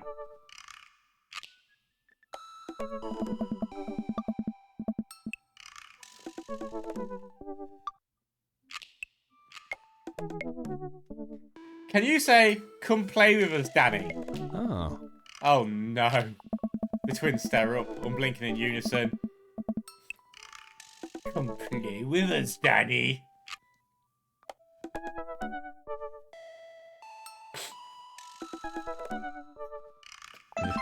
Joseph covers his mouth and looks away, but he's clearly holding back a big laugh. This is it. This is my Dad World Series. Okay, now say, please help us, Mothra. Please help us, Mothra. No, I can't take it. Joseph is trying his best not to break in front of his kids. The twins seem to be catching on and look eager to bust their dad. But can we keep it up?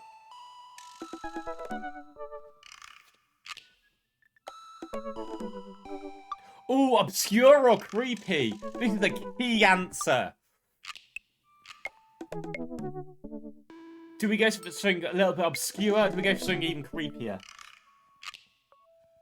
While I take this swig of Coke, if anyone says whatever anyone says in chat, if we get a couple of people say, we'll just go with the majority.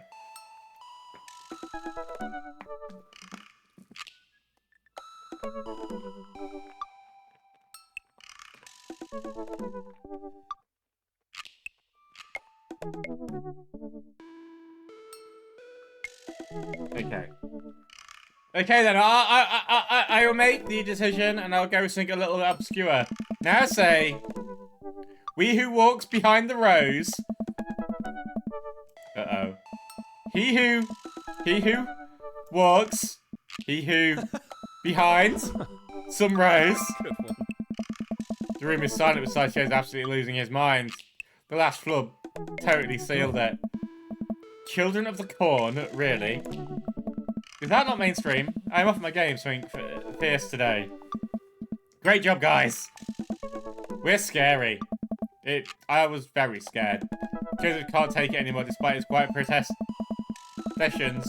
He's laughing pretty hard into his hands, and now the kids giggle with him. The twins, obviously pleased with a new arsenal of spooky weapons, leave the room to terrorise the rest of the community. My work here is done.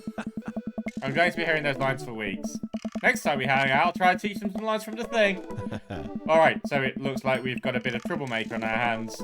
You think you can out-trouble a career pro?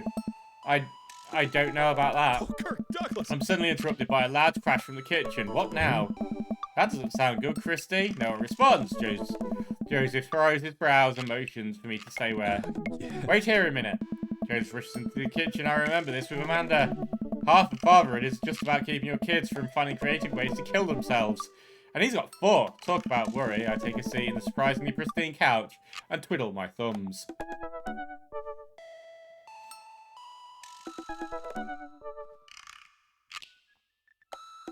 Examine the bookshelf.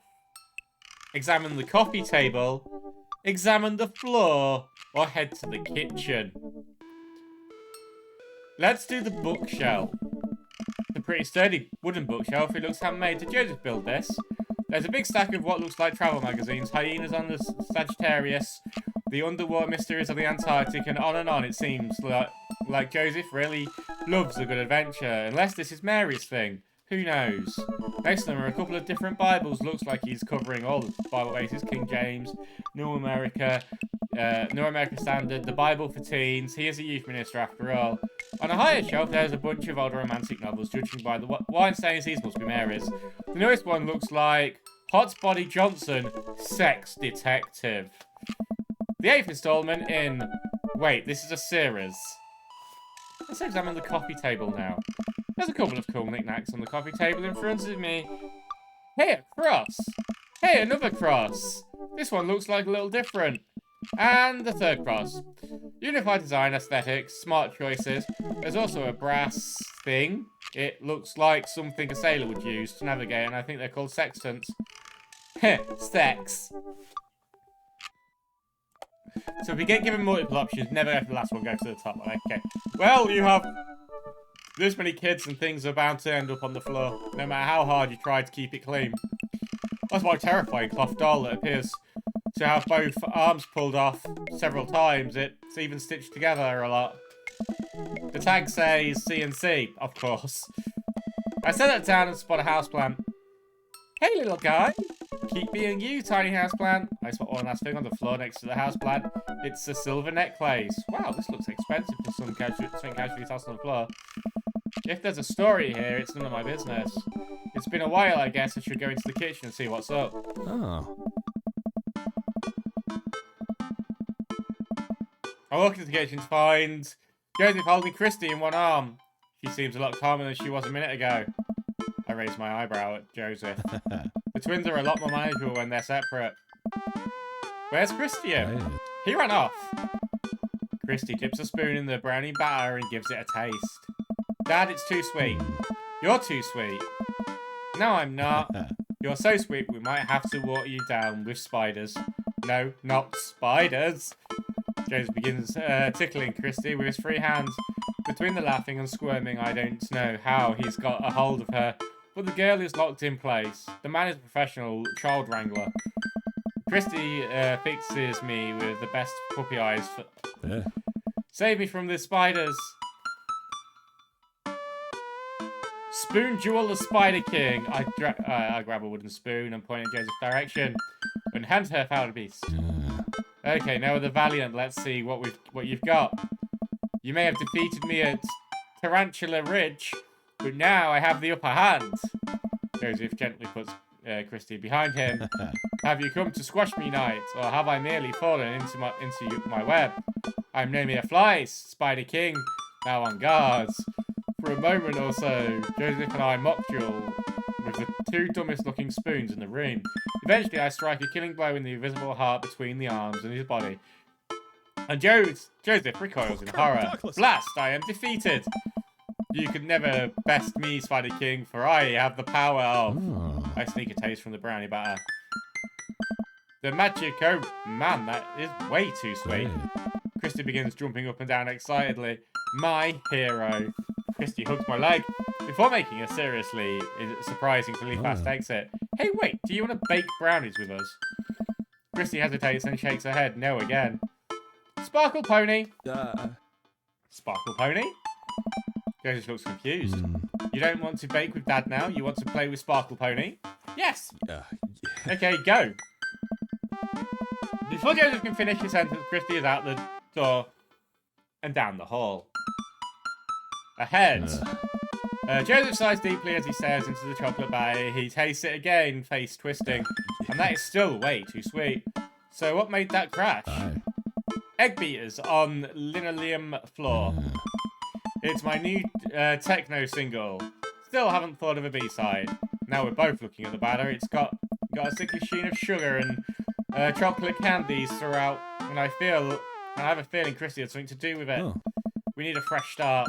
Oh, yeah, like I said, I'm not really a baker, but don't even sweat it. The bag came with instructions that have mysteriously vanished along with my daughter, so we'll probably be fine.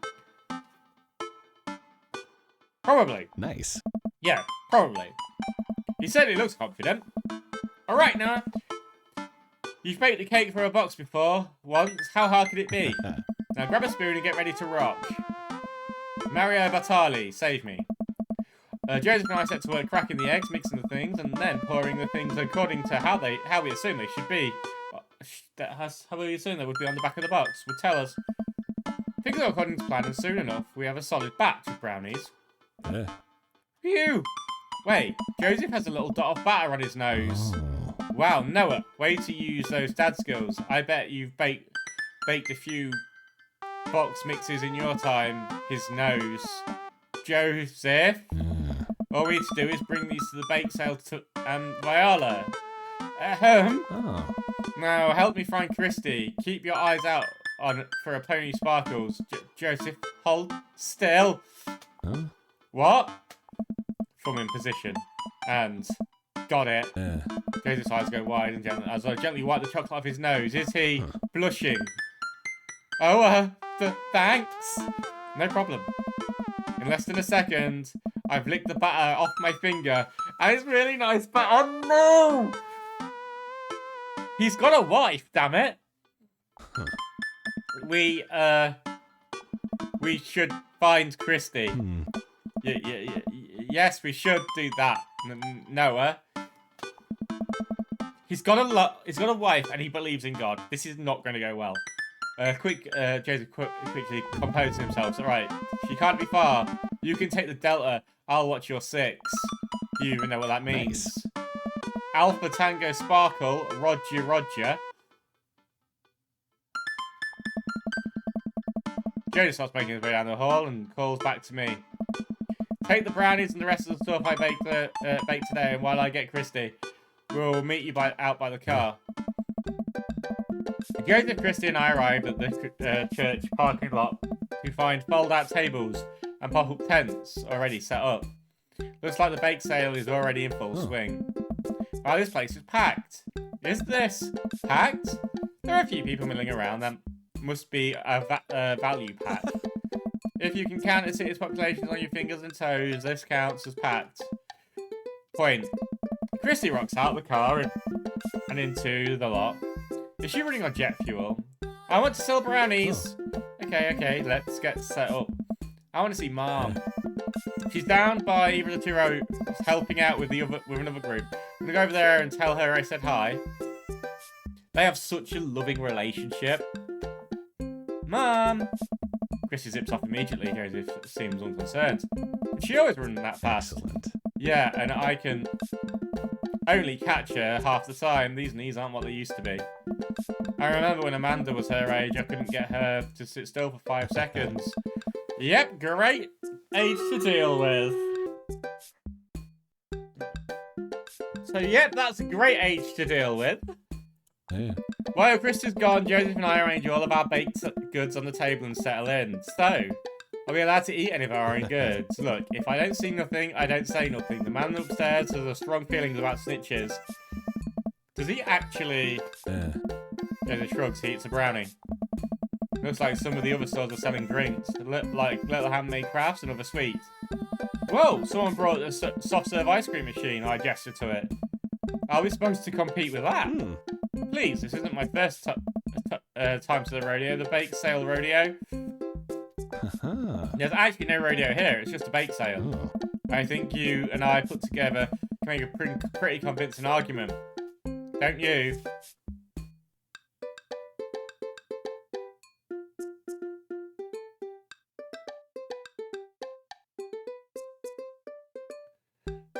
Oh yeah! We high five. If you bake it, they will come. That's actually a great line. Yeah. It's not long before we have our first customers. Hey. Hey dude. Hiya. Matt! Good to see you guys out here. Happy to support a good cause. Plus, you know, as the owner, the proprietor of the Coffee Spoon, an establishment that establishes in baked goods, I have to scope out the competition. Joseph leans closer to me. This guy knows his stuff. Stay on your toes. So, what recipe did you use for these brownies? Don't say you used a box recipe. Don't say you used a box recipe.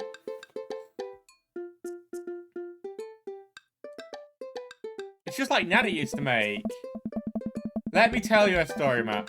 The way they made brownies in the old country. Yeah, that was all thanks to Grandma Name. Travellers from far and wide would make the pilgrimage to her sleepy little town, simply to be amazed by her masterful use of chocolate. Her awful knowledge, all that experience, it was passed on to me. Hey. Sure. Joseph leans over to me again. Lying is literally one thing we try not to do. Alright. We'll take 2. Actually, we'll take 3. I ring them up and high five Joseph. Happy customer service. See, not so hard. Yeah. I'm hot off the good feelings from the last sale. Who's next? I sell brownies to a bunch of people I don't recognise.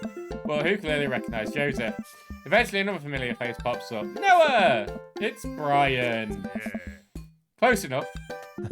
Can we interest you in some of our finest sweets and treats? You sure can. I bet I could eat 10 brownies. You must resist urge to be competitive. Let the man buy his brownies. We'll put you down for 10. Better make that just 2. 1 for me and 1 for Daisy. I mean, right up. You excited for the youth group movie next? Yeah. What's the movie? Oh. It's a surprise. It leans over to me. It's the Fast and the Furious. Really? Hey. If you think about it, there are some heavy religious undertones. Joseph hands the baggie to Daisy. I made sure to give you guys the edges. Clearly, it's a superior part of the brownie topography. Thanks, Joseph. The 2 customers walk off with their purchases. Just a nice way to start. They're selling pretty hot at the moment. We'll have enough money to pay for the new paint job in the church pews in no time. Wait, what happened to the pews? Oh. Ernest spray painted his rapper alias onto them, young Steinbeck. I would have gone for young man and the sea, but I can respect that. Speaking of minister terms, Ernest is hard to reach. In father terms, Ernest is kind of a turd. Being a cool youth minister seems like a lot of work. It is, but it's worth it. Although, sometimes I wish. Never mind. What? It's kind of silly, but Oh. you ever wish you could just drop everything and go lounge on a beach somewhere in the tropics, drink fruity blend beverages, fall asleep on a hammock? You know, basically live out a Jimmy Buffett song. That's going to be an option. Joseph, I think about this every single day of my life. My dream is to live in Margarita Villa. One day, my friend, one day we'll be on the island in no time. We make a couple more sales to more church people. Everything seems to be going smoothly. Off in the distance, I spot my old buddy Craig. Craig! He's going to be a hard sell. Craig's a fitness man. I think he comes to these bake sales to test himself to see if he has the resolve to refuse to process goods. Are you sure you're ready for this? We go way back. I got this. Craig dodged up. So you got creepy twins too? Craig jogs up to the table with Briar, Hazel in tow, and they're each with finishing an ice cream cone. So it looks like we're going to... Unlikely we're going to sell them on the brownies too. Probably won't be able to sell to the baby. She's impossible to read. It all comes down to Craig. Oh. Hey, bros. Hi, Uncle Joseph. I'm Amanda's dad. Ooh. Would you like to be interested in one of our delicious homemade brownies? I don't know.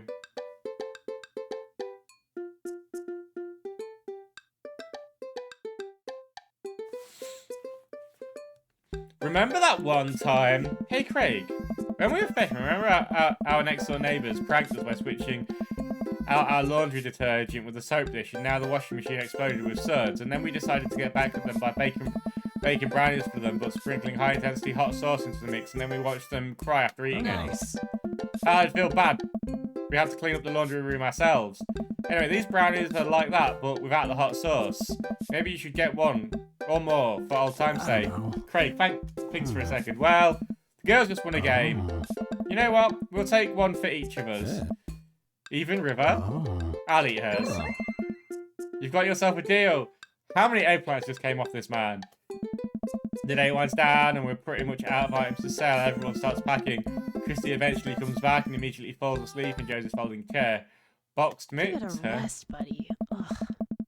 Mary saunters up to her. She looks like she'd rather be anywhere else than here.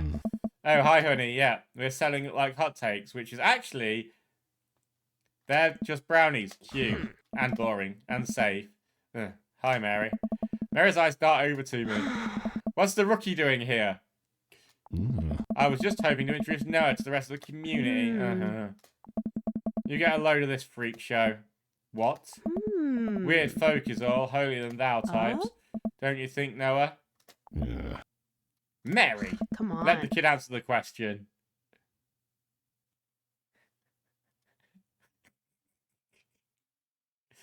He probably has.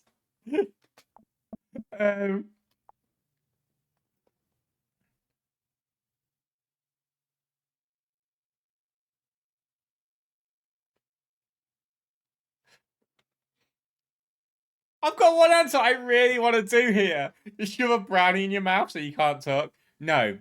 They seem nice. They all seem that they're really excited to help out the church. That's pretty cool, I guess. Okay. Mary, can we talk about this later? I aim to embarrass you in front of your new friend. Joseph doesn't respond, trying his hardest to keep his cool. Can we please talk about this later? Sure thing, honey bear. Mary turns her attention to me. Hand over the cash. Hey. Jesus, I'm not trying to rob you. I'm in charge of the funds here. I hand over the cash and we made it feels like a hefty wad. If I may say so myself. Thanks. Now give me your wallet.